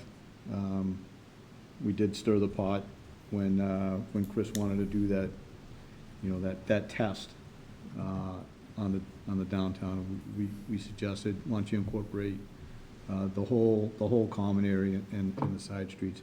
My concern is the timing with that. I'm not sure when that's going to be available with the timing of your project.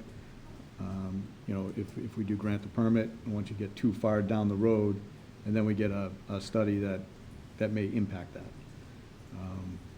So I think you need to kind of take a second look at that, maybe. And then that would be a conversation with the town engineer and see where they are with that. That would be one of my concerns. I'm happy that you've had, 3 meetings? Yes. With the abutters, informal meetings. You had planning board and design review board there. I like how you softened the elevations. And this is more of a question for the planning board. And typically, the only reason why you're before us is because it's a municipal property that has to be converted into private use. Otherwise, you'd be before planning board right now going for the special permit. So I just want everybody to understand that the only reason why you're here is because we're converting a municipal asset for private use. Typically in special permit process with the planning board based on the issues, waivers are typically granted depending on the use and the impact and everything else. Is that fair to say? Kevin? Well, it all depends on the situation. Kevin Weinfeld, Chairman of the Planning Board. At this point, I'm not aware of any waivers, at least in the initial going. That I'm talking in generalities. Oftentimes, there may be some, depending on what they are and how serious they are. That might impact how the board votes on the special permit. And then I think, the people that have reached out to me are concerned about traffic and parking and everything else, and it looks like parking is starting to be addressed, just like, with the development with Union Straw and some of those parking issues. That was developed first, we realized we had a parking issue, and we were able to rectify that. Here we're going in, we're identifying some potential parking issues. We have a plan here, but I don't think this is gonna be the end of it. I think if the plan does go forward, we're gonna have to look at other areas, look at the streets, maybe do some one-ways, and really have a conversation with the neighbors and with the town engineer, and that traffic study is gonna be huge, especially the inflows and outflows and egress. To me, it was less about the residential and more about the restaurant, because the restaurant is what drives the traffic. And I think that's a lot of the misconception that the public has. They look at, 19 units in density. The parking for those 19 units is on-site. Okay, they're not gonna be going out into the common to park. One of our issues, I think we don't do very well as a town, is we don't enforce the parking restrictions that are posted. So we have to look at that. But I think the restaurant and the parking for the restaurant, the more parking that we can provide and the more wayfinding to that parking that we can provide, I think will alleviate a lot of the so-called no parking in downtown. So we have work to do, there's no doubt about it. And I don't think it should be entirely incumbent upon a developer or a single business to solve that. I think we have to solve that collectively. Like I said, I'm happy where you've gone so far, where you've been and where you're going. And this isn't the end of it. You still have I'm sure quite a few meetings. We'll probably have another meeting here, but I'm sure you have quite a few meetings with the planning board and with the abutters. So,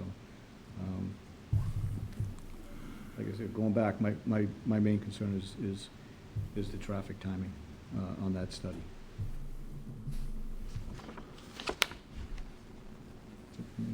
One question I had, what is the, what's the height difference between Judy's and this new building? About 10 feet, it looks like. The top of Judy's is about 329.5, and this will be about 336. So it's about 7 feet, almost 7 feet, approximately. Okay. And then what was the reasoning for doing that additional parking lot at the end of the project? With any specific, because of construction flow or paving timing? Yes, well, we've got to time things here. We're going to phase the project, and the first phase will be the redevelopment of the existing building, and then the demolition. Demolition will take place concurrently with that. But then we'll be focusing on the first building, getting that done and getting that up and going, and then we'll go to the second building. So that's the way we'd like to phase it. Yeah, This just will work do your that. way out. Yes. Okay. That's the only questions I had at the moment. Is there anything else, Mr. Weinfeld or the town planner want to present? Any other issues that? No, I mean, we've had some very lengthy meetings with both the abutters and the applicant, and the design review committee hasn't weighed in yet, but they have definitely appeared at those meetings. We made it very clear in the meetings that. Excuse me, Mr. Weinfeld, you want to come to a microphone because it's on TV. Thank you. Sorry. We made it very clear in the meetings that they were work sessions. They were not public hearings, although we did take public input. We invited anyone who was sitting there to let us know what their concerns were and what their issues are, and so we could take them into account. That definitely had some impact on the redesign of the building. And we also made it very clear that that was just the beginning of the process, not the end of the process. So there would be a public hearing phase, it's special permit. All of their commentary ongoing would be a part of the actual record. It's in the record now, but you know what I meant, it's an official public hearing status. So, and we made that very clear to Mr. King and his team as well, that there's a lot more work that's going to have to go into this.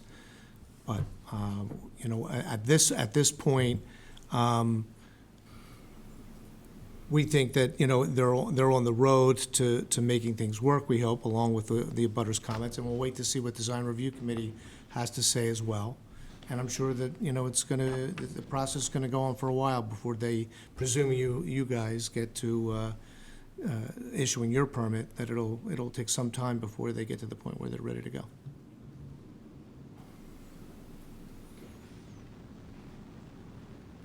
Are there any members of the public that would like to speak on the matter? If you would you come up to the microphone, please?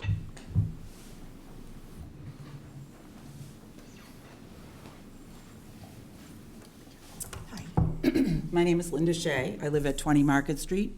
My husband and I submitted a letter to the Selectmen before this hearing, and I just wanted to read it.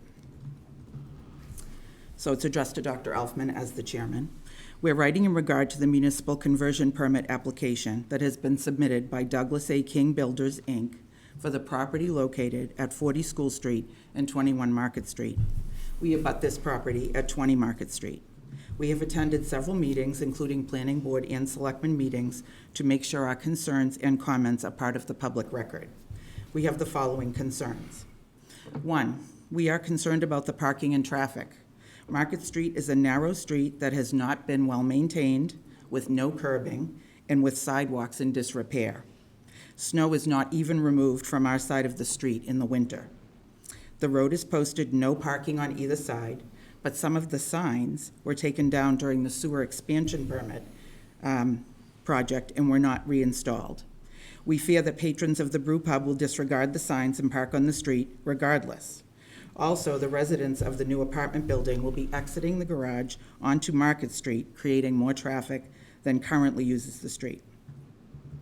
2, We understand that one parking space is all that is required for studio and one-bedroom apartments in the Foxborough Center Overlay District. However, what if the resident has 2 cars? Will the lease restrict the apartments to 1 car per unit? If not, where will these cars park? Where will they park in the winter when there is a parking ban overnight? Where will visitors park when they visit these units? 3, we take exception to the letter submitted to the Board of Selectmen, written by William Buckley Jr., P.E., dated July 30th, 2019, where it is stated in the first and third paragraphs that there is a perceived lack of parking. I'll make an aside. I think we've agreed that there is a parking issue in the center of town. Mr. Buckley states that the plan provides 7 of the 15 spaces on site for the brew pub, which has 144 seats. The rest of the parking will come from the 36 parking spaces around the common. We have concerns with this as the applicant failed to provide projections of traffic flows and proposed access egress provisions, which is a requirement under Chapter 275 zoning, municipal conversions, Section 7.1.3 procedures. We didn't understand that this requirement would be waived by the selectmen. Our concern is that all of the businesses use the same 36 spaces around the common for their parking. We're worried about parking on Market Street when there's a concert on the common, the farmers market is in operation, a children's production is taking place at the Orpheum, and a crowded brew pub all happen on a Thursday night in the summer. Where will all of these cars park? 4, we're very concerned with the height of the building. The proposal is for a 4-story building, which is taller than the Bethany Church and Worship Center, minus the steeple, and the Duffy Building. The building will tower over our modest 2-story residences. Chapter 275 zoning, Section 9.7.6 of the Foxborough Center Overlay District states that the height shall not exceed 40 feet. And the building is 46 feet. It appears that the planning board may grant a special permit to vary this requirement. We plan on asking them not to waive the height. The proposed structure is 46 feet in height on Market Street. I would ask that the Board of Selectmen limit the height of the building to 40 feet as a condition of the municipal conversion permit. To summarize, we are not against a project at this location. After all, we've been looking at a boarded-up condemned property for at least 10 years on the Keating site and a condemned building on the Housing Authority site for at least 20 years. We believe that we have been more than patient with the town to remedy this situation. We want the project to be a success for the town, the residents, and the new businesses. However, we would like a project that is more in keeping with the character of the neighborhood. Sincerely, Robert and Linda Shea. I also wanted to just point out, we have been at the planning board meetings. Residents have been at the planning board meetings, at the working sessions, but we actually didn't meet with Mr. King and Mr. Buckley. They were at that meeting as well. I just wanted to clarify that. Thank you. Any other people? Sir?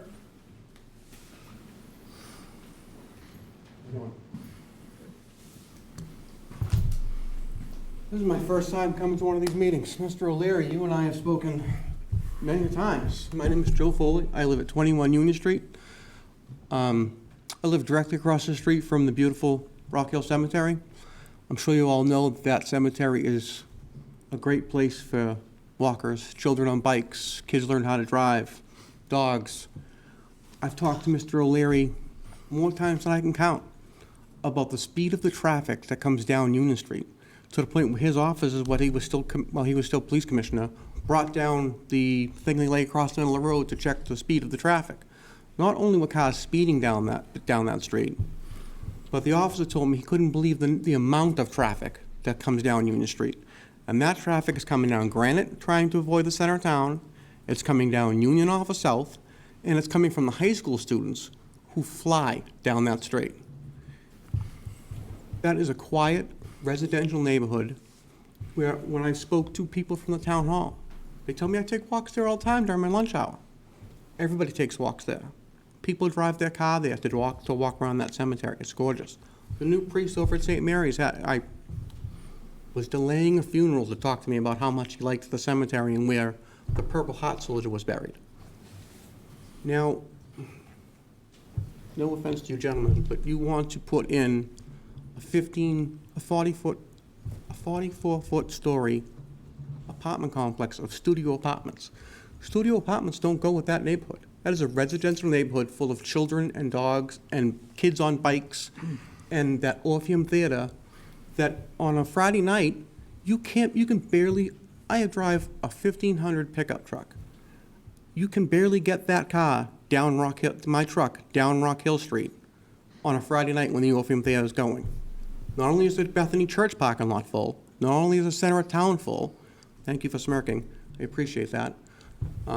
Yes, Mr. Feldman. I smirked? I don't Yes, think I smirked. I looked right at you, sir, you did. I don't think I smirked. Okay. I don't like We'll differ on that. I don't like Thank the you. accusation.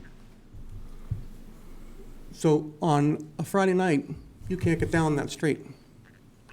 Now you want to add in potentially 151 extra parking spots that you need. He's supplying 40. There's 40 parking spots for potentially 151 people. Count the 36 out front, and you count the 40 he's going to put in where the old houses. There's still not enough parking for the restaurant and for the residents. And again, studio apartments don't go with that neighborhood. Go down there right now. There's people walking dogs. Go down there on a Saturday. There's kids riding bikes everywhere. You want to add a brewery next to the Orpheum Theater where there are constantly kids running across the street going in to do their play. Where there are dogs walking up and down the street. Then you want to put in 15 studio apartments in a residential neighborhood and a 40-foot tall complex in what's all single and two-family residents. It doesn't fit with the neighborhood. On top of that, I've been a realtor for a long time. I work in the city of Boston a lot. Whenever I've had a client that's bought a house or wanted to buy a house and they needed a variance to put something in, as soon as the neighbor started complaining, that was it. The board was done. You're not getting it. I have residents complaining, and yet you're still moving forward. There's a house on Union Street that was built several years ago after I moved in. It's got a septic tank. It's got the septic in the front yard on a generator with a fan that blows on it 24 hours a day. There's no way there should be a house there. The neighbors all complained about it. They were livid when I was first moving in, so I had no say in it, but I hadn't been there that long. All the neighbors were livid that house was going in. Mind you, now it's empty because the girl moved out and they can't sell it. But that generator still runs, that fan runs 24 hours a day. You walk by that fan is running constantly because there's a river in the back there. It didn't pass zoning. I'm sure this house doesn't, this residence doesn't pass zoning. I put an above-ground swimming pool in my backyard. I needed 15 feet off, in every direction off a neighbor's property line to put an above-ground swimming pool in. He's gonna fit a 44-foot tall apartment complex where a funeral home was, and that's passing zoning? That's not possible. And I'm telling you, we're saying no. We're telling you we don't want that there. That doesn't fit with the neighborhood. Studio apartments don't fit with the neighborhood there. An apartment complex shouldn't be where the funeral home goes.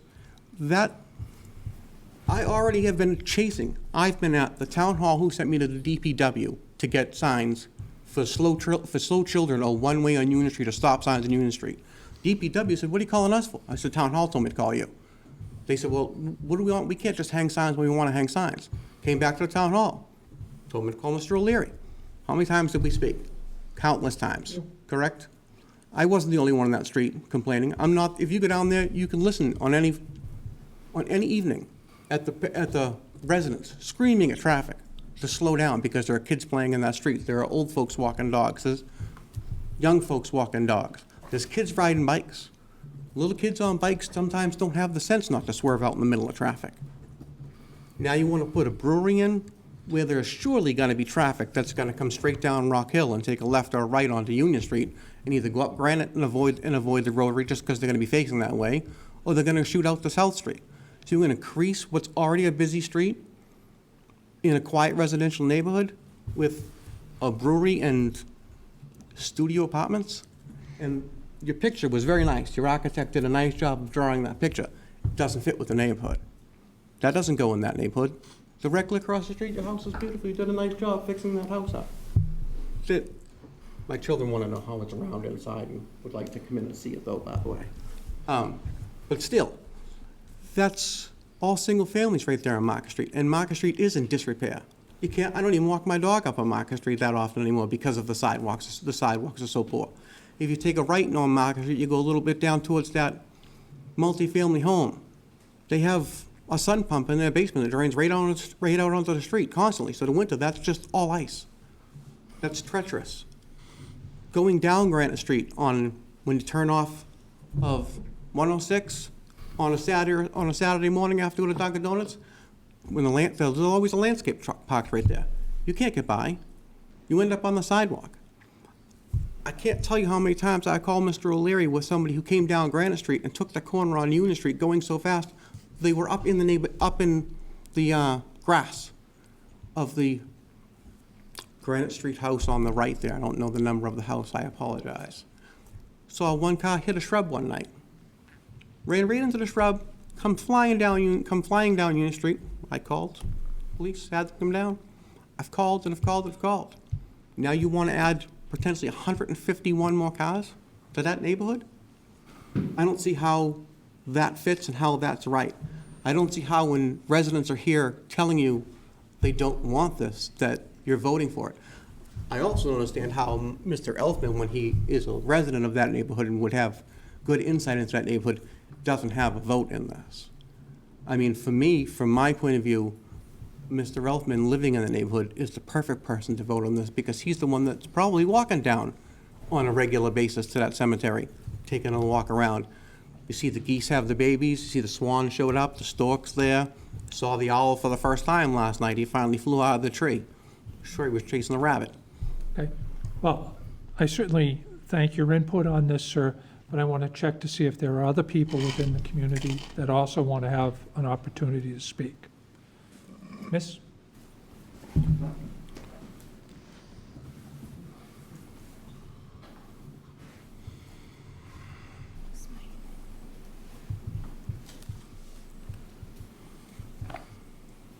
Good evening.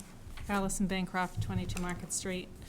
My husband and I are here this evening asking that the court deny the municipal conversion permit because Mr. King has not fulfilled the requirements of the bylaw, which requires that he submit a traffic study.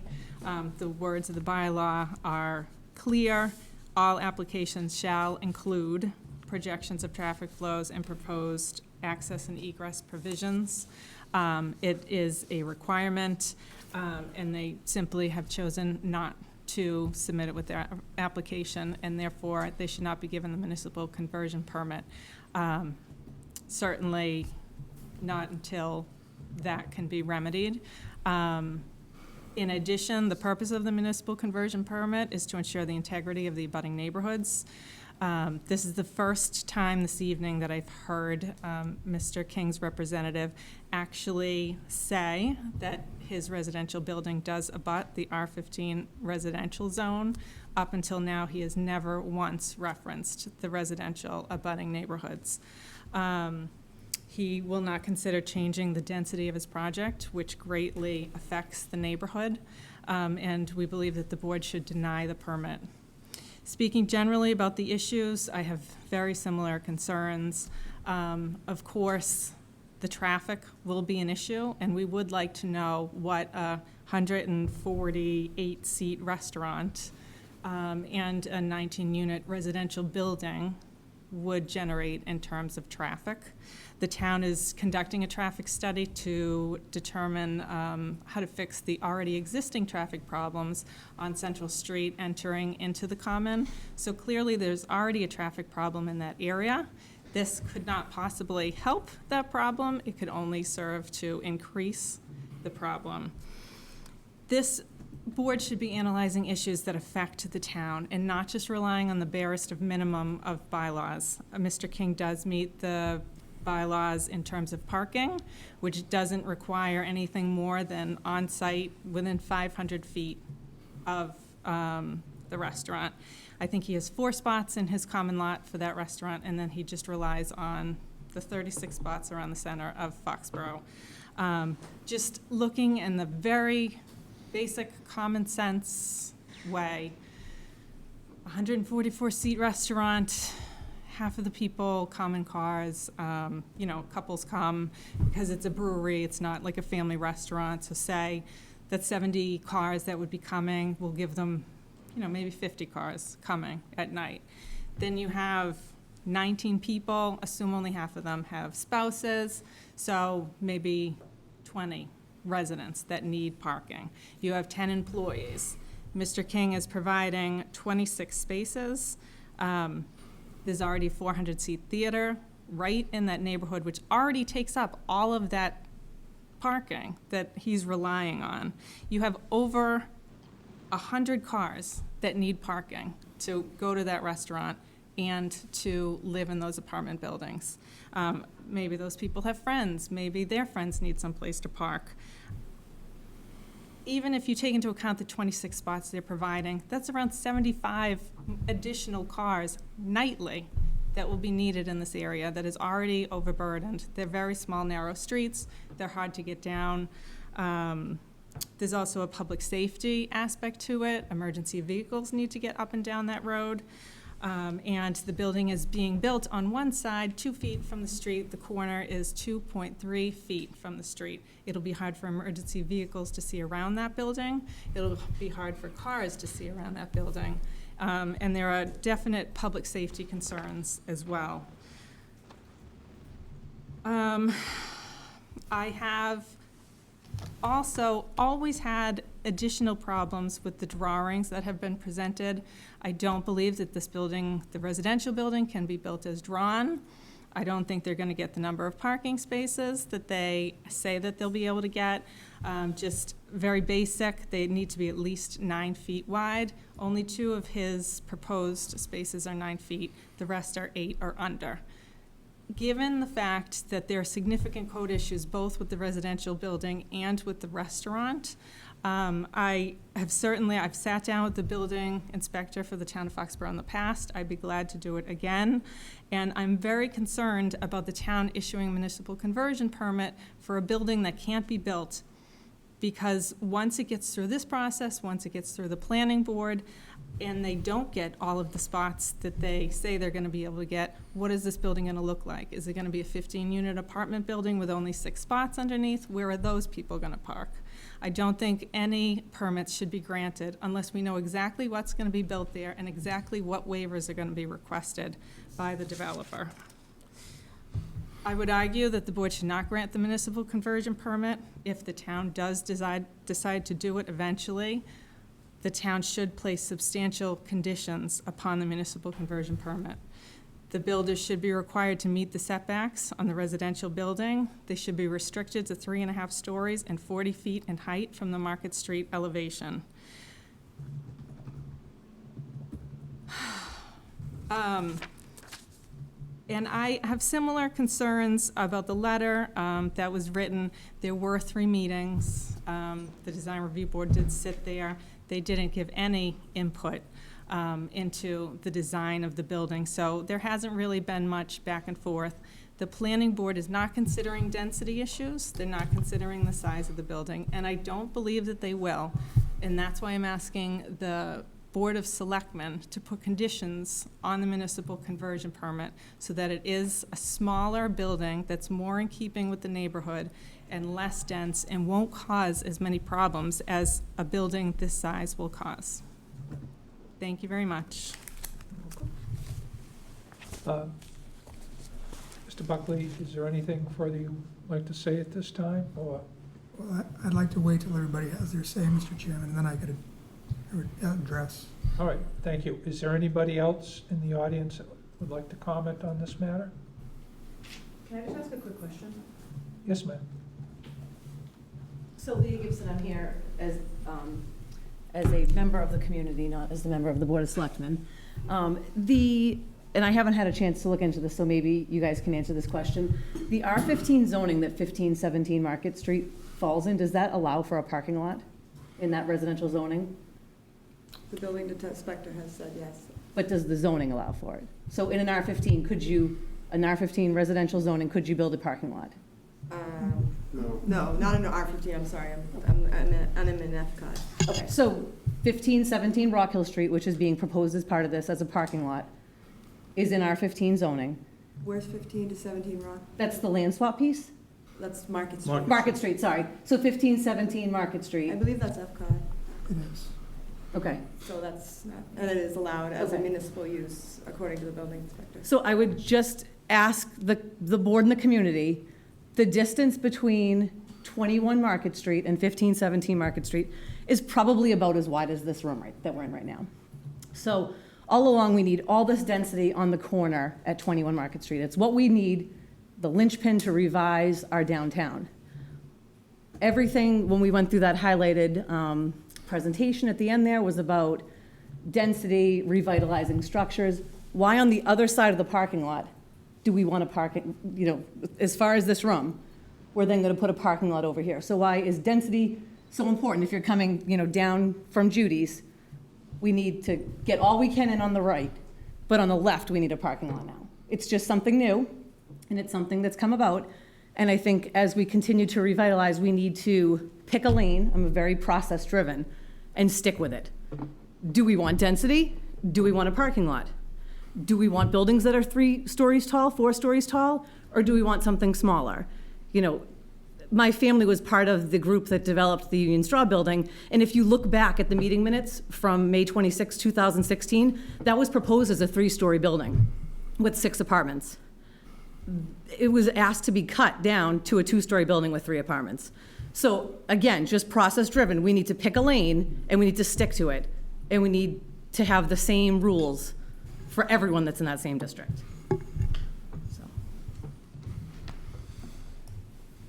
Any other participants or listeners? See no one, Mr. Buckley? So, Mr. Chairman, thank you.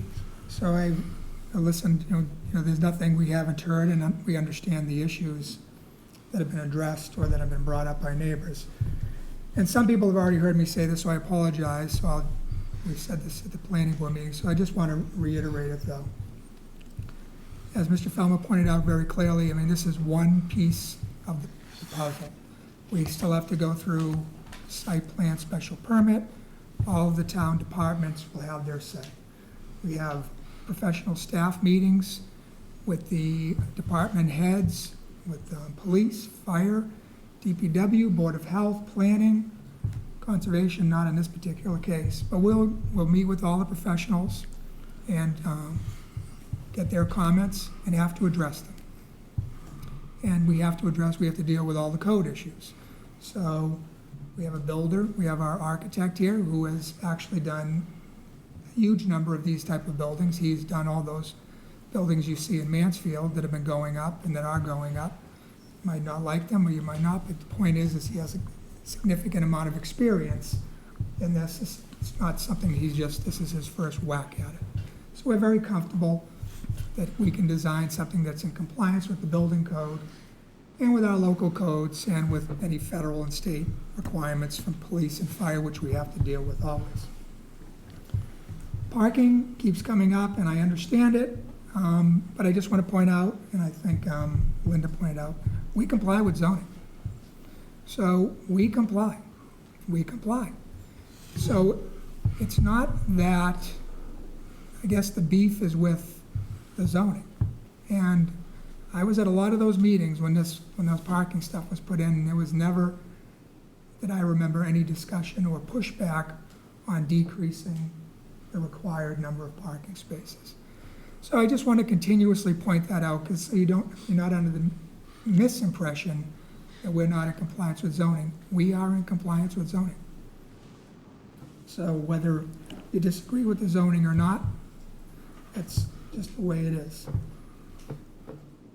Across the street from residential, this is always an issue whenever we have a commercial or even a larger residential building near or across the street from residential. And it's a tough thing to address. You do the best you can. But This general business district has been there, I don't really know how long, probably 40 or 50 years anyways. So as I spoke earlier, even if we didn't have the Foxborough Center Overlay District, you could build a 3-story building with 0 setback and 0 parking on Market Street. As we sit here today, before the Foxborough Center District bylaw was put in. It's always been thus. And this is a little bit bigger than is allowed. You can argue with what a little bit is. It's probably around, when I say 35 feet, I'm talking zoning 35 feet. Zoning 35 feet might be 45 feet because it's based on the average grade around it. So we're talking about, for purposes of our building, it's a 46 at the top, and this is 35. So it is tough, but this has always been a commercial district and has always been allowed, and it's across the street from it. When the bylaw was written, I don't remember any discussion talking about decreasing the height or density when it was directly across from a residential use or a zoning district. In fact, the only thing mentioned in the Foxborough Center Overlay bylaw talking about that is that the planning board shall pay particular attention to the landscape.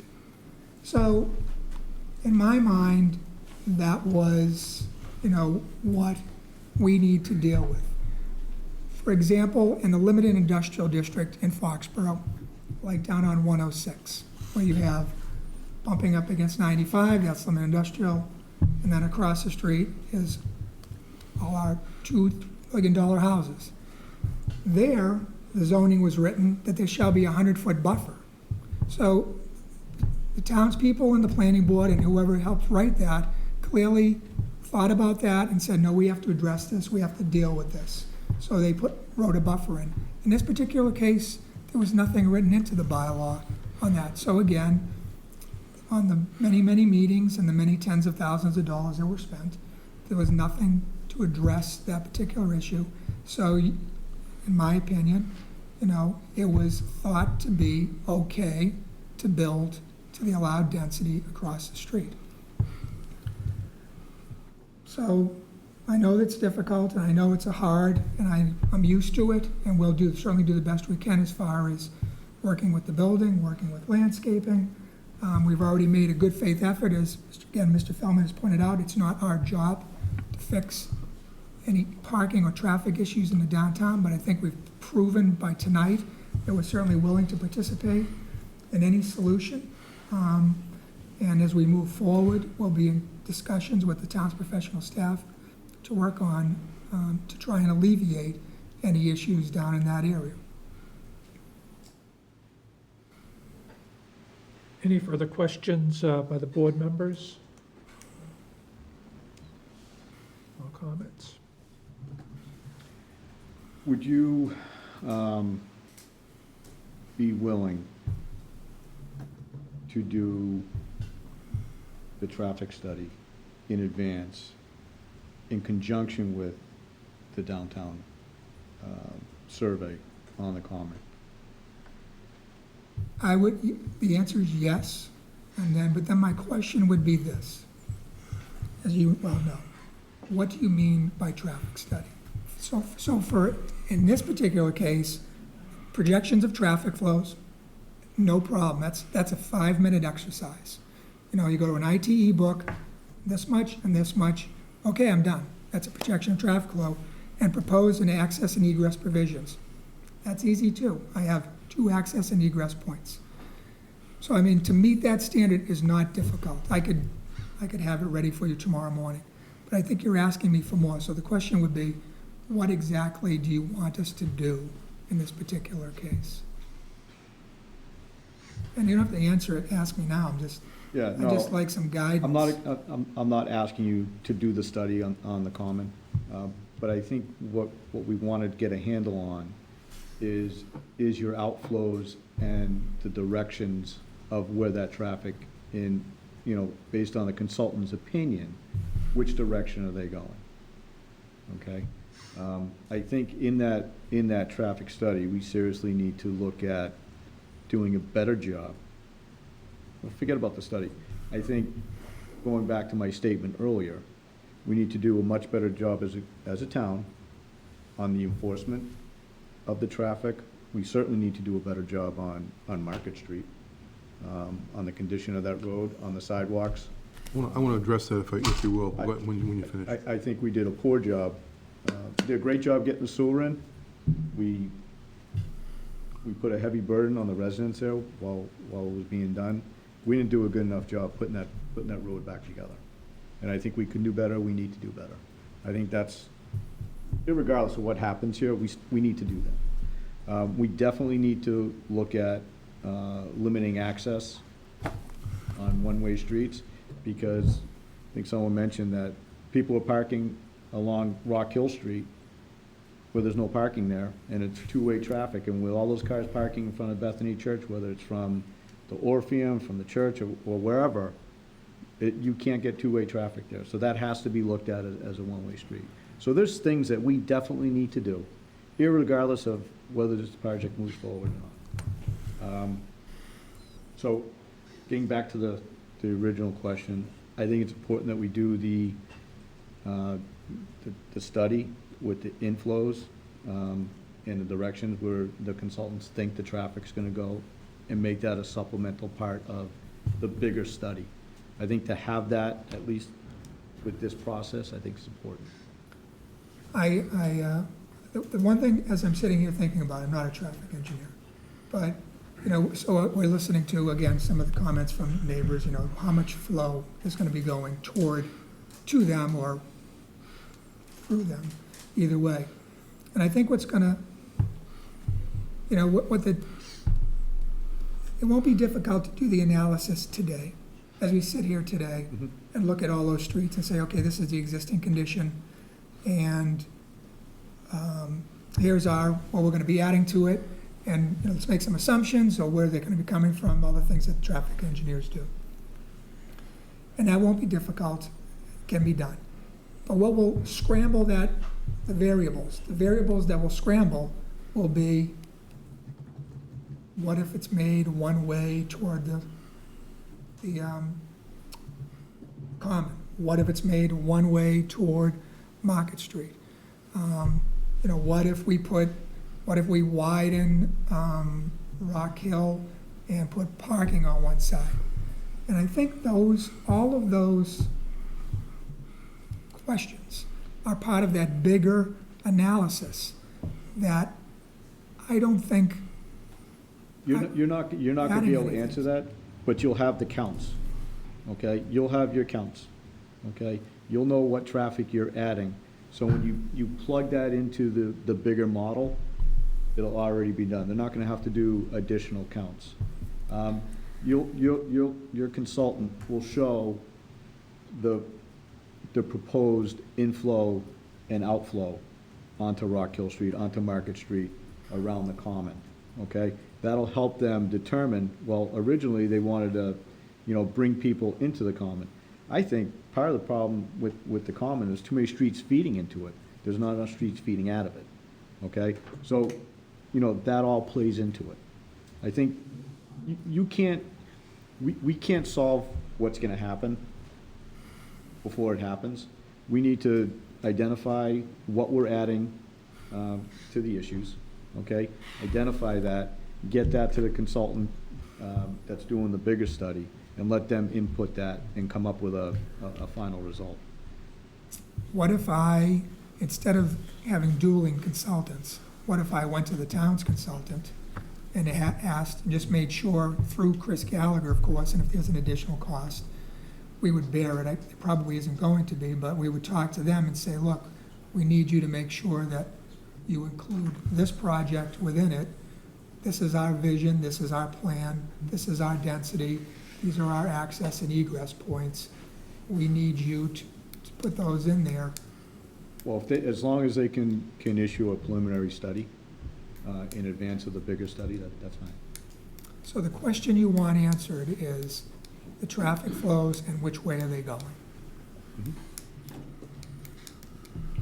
That's all that's required for the municipal conversion permit, correct? Mr. Mr. Chairman, just speaking regarding the comment that was made by Selectman Feldman earlier about the condition of Market Street, let's not forget that Market Street is going to yield some significant construction over the next year or so if this project were to proceed. There's been some discussion from Mr. Lynch, who owns property on the corner over here, that he actually may contemplate some additional construction there as well. Knowing that we were able to put the street back together, at least on a preliminary basis, it didn't make a whole lot of sense to really do a full-scale reconstruction of that road until the construction was being timed and understood that. I can appreciate that, So but you have people that live there on a daily basis. Understood. So if we have to spend some additional. So let me just say that the plan is to actually do the construction next year, because it didn't make sense to do it this year. That includes sidewalks and signs and everything else that's going to be done and consistent with the project that will be built. And that's how that will be planned out. We talked about that earlier this morning, actually, at a meeting that we had with the DPW director. The timing of that was important, so we recognize that. So just another thought here, and I think it's important to keep perspective on this whole thing, is that all four projects, all four proposals, there were four originally, there was not, and there actually were three that were only actually came to this, forward to this. All four proposals had a restaurant component. And so regardless of what is being considered right now, the difference between this proposal and the previous ones is really the number of units that were being proposed. Only difference, because every one of them had that restaurant component. So the impact, really, is what is the difference between the number of units versus the number of proposals were proposed. Now, what's really important to remember, too, is that there is lots of parking in the downtown. In fact, if you take a look at the amount of parking that's in the downtown, it's actually more significant than people think it is. If you were to do downtown activity after 4 o'clock, 5 o'clock at night, you'll see that there are bank lots, there are a number of office lots that are actually empty after 5 o'clock, which means that if there's going to be use of the downtown areas for restaurants, et cetera, that you will have more spaces available. We've talked about this on a strategic level because none of us wants to put something in town that's going to fail. None of us are here to do that. None of us would recommend that we do that. So we've looked at this from a more global perspective. How many spaces are in the downtown? There's a lot of spaces. It may not be well marked or identified, and that's part of the identifying, the wayfinding process that we've had identified and we're looking to put in place. But there is a lot of parking in the downtown. I just think that it's been talked about a lot, and we're actually looking at the possibility of adding some additional spaces adjacent to the lot that's being proposed. So I think it's been heard, it's been identified. I just think that a lot of times it's been said, but it's not nearly as factual as people are saying it is. And I think that's not being considered beyond what actually does exist in downtown now. Miss, you want to make a comment? I just want to point out that the bank parking lots are actually private property. Understood. So you shouldn't just be parking on them. Well, but let me just speak to that. Unless you're going to make arrangements. Well, just let me speak to that, because actually, a lot of downtown businesses do cooperate and provide that. Well, Because the Bank of success. America just put up no parking I understand. on Market Street. So I've worked in downtown projects for 35 years. Virtually every downtown project includes cooperative parking. Virtually every one. Yeah, I think that's So- great. I'm just so I saying think- right now it's all private property. And I think so the we reason- don't have those spaces. Well, and I think the reason why you have not recognized it here in Foxborough is because it's never happened. It's never happened in this community. So we're dealing with a problem which, by the way, is a good problem to have, because now you're looking at more people into the downtown to generate businesses, to make the downtown successful. That's how that works. And some of the offset of that is that dealing with parking issues, dealing with higher densities, dealing with traffic issues. Those things all come as part of that process. So all those things are being heard, all those things have to be addressed. We recognize that.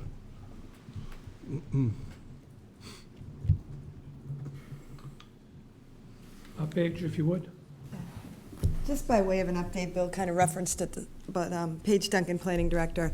We heard the message when we tried to blow up the rotary before and change the direction. We are working on looking at streets and one-ways and traffic. We have been working on parking. I think the Schneider lot at the end of Bird Street, that's a success story that is just coming into fruition.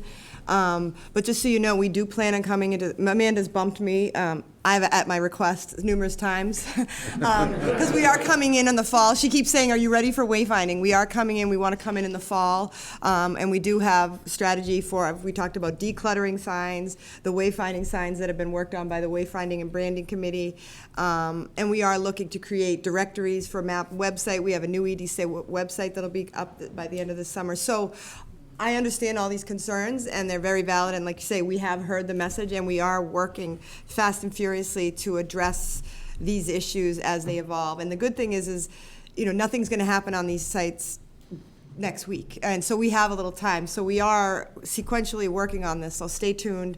We do plan on coming forward in the fall with some exciting wayfinding updates and parking updates. And we actually have there's a day of service going on with the Church of Emmanuel, and they're going to be working in the Central Street parking lot back there. They're volunteering to clean it up. That's what we had a big meeting this morning with downtown businesses and DPW and Tree and Park. So we really are trying to actively coordinate and be proactive on this, because we do want to we don't want to impact the area, and we do want to make the experience great for everybody who comes uptown. Thank you. Of the other, of three of them, and I don't know, of the three applicants to go in there, how many of them were breweries? I think there was two, at least two that were proposed. Yeah, I didn't know. Yeah, and the other one was a full-scale restaurant. Right, yeah, thank you for clarifying it. I didn't. And there was one that, there was another proposal, but they did not meet the minimum requirements of submission. I didn't know what they were, so. Yep. Right. Thank you for clarifying. One other question though, I was told that last time you guys had the meeting in July, they brought in a paper with 350 resident signatures on it, saying they didn't want this project to go forward. If that's true and it's still going forward, how many residents of the town have to sign something saying they don't want it for you guys vote that we don't want it? 17,000 residents in town.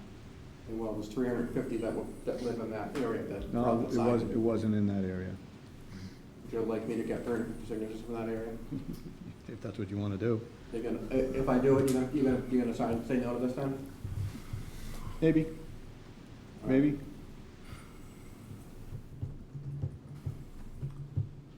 One more comment, miss? One more comment. I would just like to know, the original RFP asked developers to submit proposals pursuant to the town's master plan and the town's vision plan. And what the developers have always followed is the economic development plan, which is different from what the townspeople said they wanted in our award-winning master study that did say we wanted increased density, shops, lively, walkable area. Mr. Buckley has pointed out that they are compliant with the parking bylaws. They are not compliant with the setbacks or building heights. So even though people were complaining when those were put in place in the overlay district, they didn't comply with them. So even if I had complained about the 3.5 story height requirement, it wouldn't have mattered because his building is higher than that. My one other concern is that this is the very beginning of the town's redevelopment. I am affected by it personally, negatively in some ways, but I'm also the person who could get the most out of it. I would love a nice restaurant. I would love a nice development. I'm not opposed to an apartment complex, just one this size. But I wonder the rest of the block. Is Mr. King in any formal or informal talks with anybody else to build any additional residential buildings? Are they going to be also 2 feet from the sidewalk? What is the precedent that's going to come from allowing this very large development in this tiny corner? And that's a question I would like to propose, and I would like the board to think about before the board allows construction this size. Are you looking for an answer now? Well, if Mr. King would like to answer, if there's any, future, I know Mr. Keegan had mentioned Mr. Lynch, I think that's the South Street property. It's right across the street from here. Right, that they're doing developments, I don't know who their developer is, I wonder, this is the beginning, I wonder what the rest is gonna look like. With due respect to what I said earlier, Mr. Lynch is the developer himself, so he does his own projects. So is he planning to develop that property himself, do you know? And that, as far as I know, yes. It's not just this property, it's the whole comment and what the townspeople want for it is what I'm trying to. And on those, and any project, they have to go through the planning board process. But the planning board is not looking at the density. They've said that they're gonna take into consideration Mr. King's financial issues. Mr. King told the planning board he's a big developer, he doesn't need this project. He didn't sign up to hear neighbors complain, and he could walk at any time. That's what he told the planning board a couple weeks ago. Well, I think any developer is gonna listen to neighbors complain. Then what?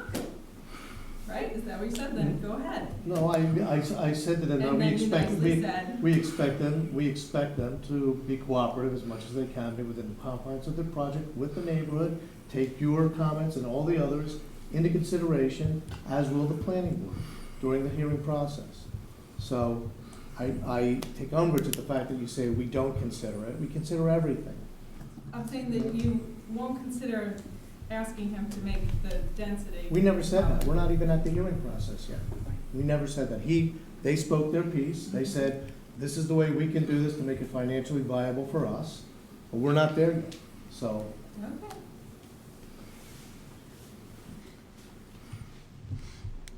Mr. Weinfeld, are there any future planning board meetings that will be addressing this issue in the near future? I don't think we have anything scheduled until you gentlemen act. Okay. There's no reason for us to hold hearings in the event that you deny, and in the event that you go forward and say yes, that you're going to do the municipal conversion, then we would set up the process and start the planning board hearing process. Okay.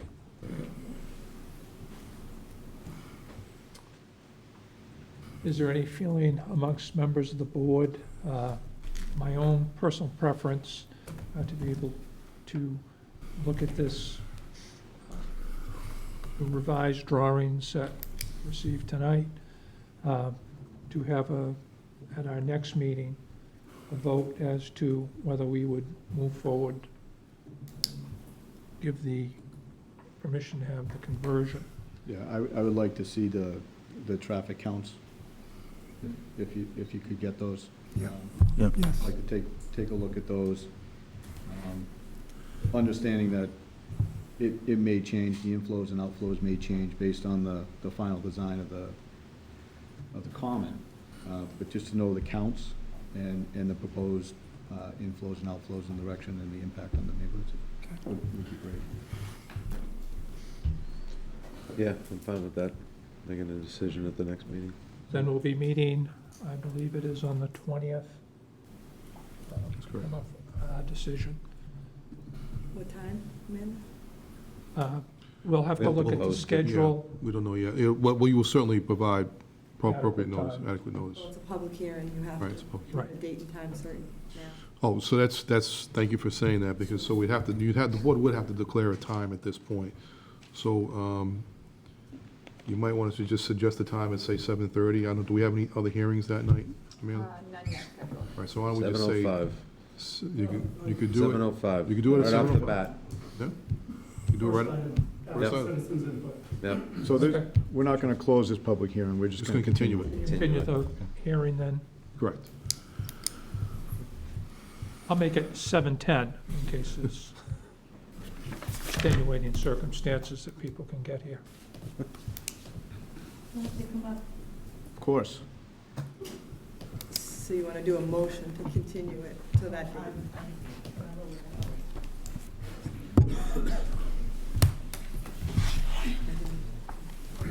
Pat Stevens, 63 Mechanic Street. Can I ask for a clarification of what Page does? Because I've been to the planning board meeting that was approved for the old Grossman's down on the railroad track. And I know that there's a lot of building going there. I don't remember how many apartments. 50. I went to that planning board meeting, so I've also been to the historic commission meeting about the buildings across from the funeral home, and that proposed development, which I thought was very big, like Mansfield Center. My concern is, I don't want to look like Mansfield Center. This is my neighborhood. I live at 63 Mechanic, but this is where I try and walk. This is my neighborhood. Do you oversee all these projects? I advise the planning board. I'm the technical, I have a degree in planning, so I serve the planning board, and they vote on these projects. They make the decisions. I provide the technical support. So it's actually your elected board members who Okay, decide so it's this. not like a planning of the center of town. It's a planning here and a planning there and a... Well, there's no, a I am master working plan. on There is a it. master I'm plan. working on, There is a there's a master master plan, and we work Right. under the guidance of the master plan. I That's have sort of the looked guiding through that. document. But I I support the Economic Development Committee, so I'll also support, economic development activities. All right, thank you. Make a motion to continue the hearing until August 20th at 7:10 PM for the municipal conversion permit. Second. All those in favor? Aye. Thank you, ladies and gentlemen. Thank you. A motion to adjourn? Second. You you- can Make a motion. make it. Second. All those in favor? Aye. Good night, everybody. Good night.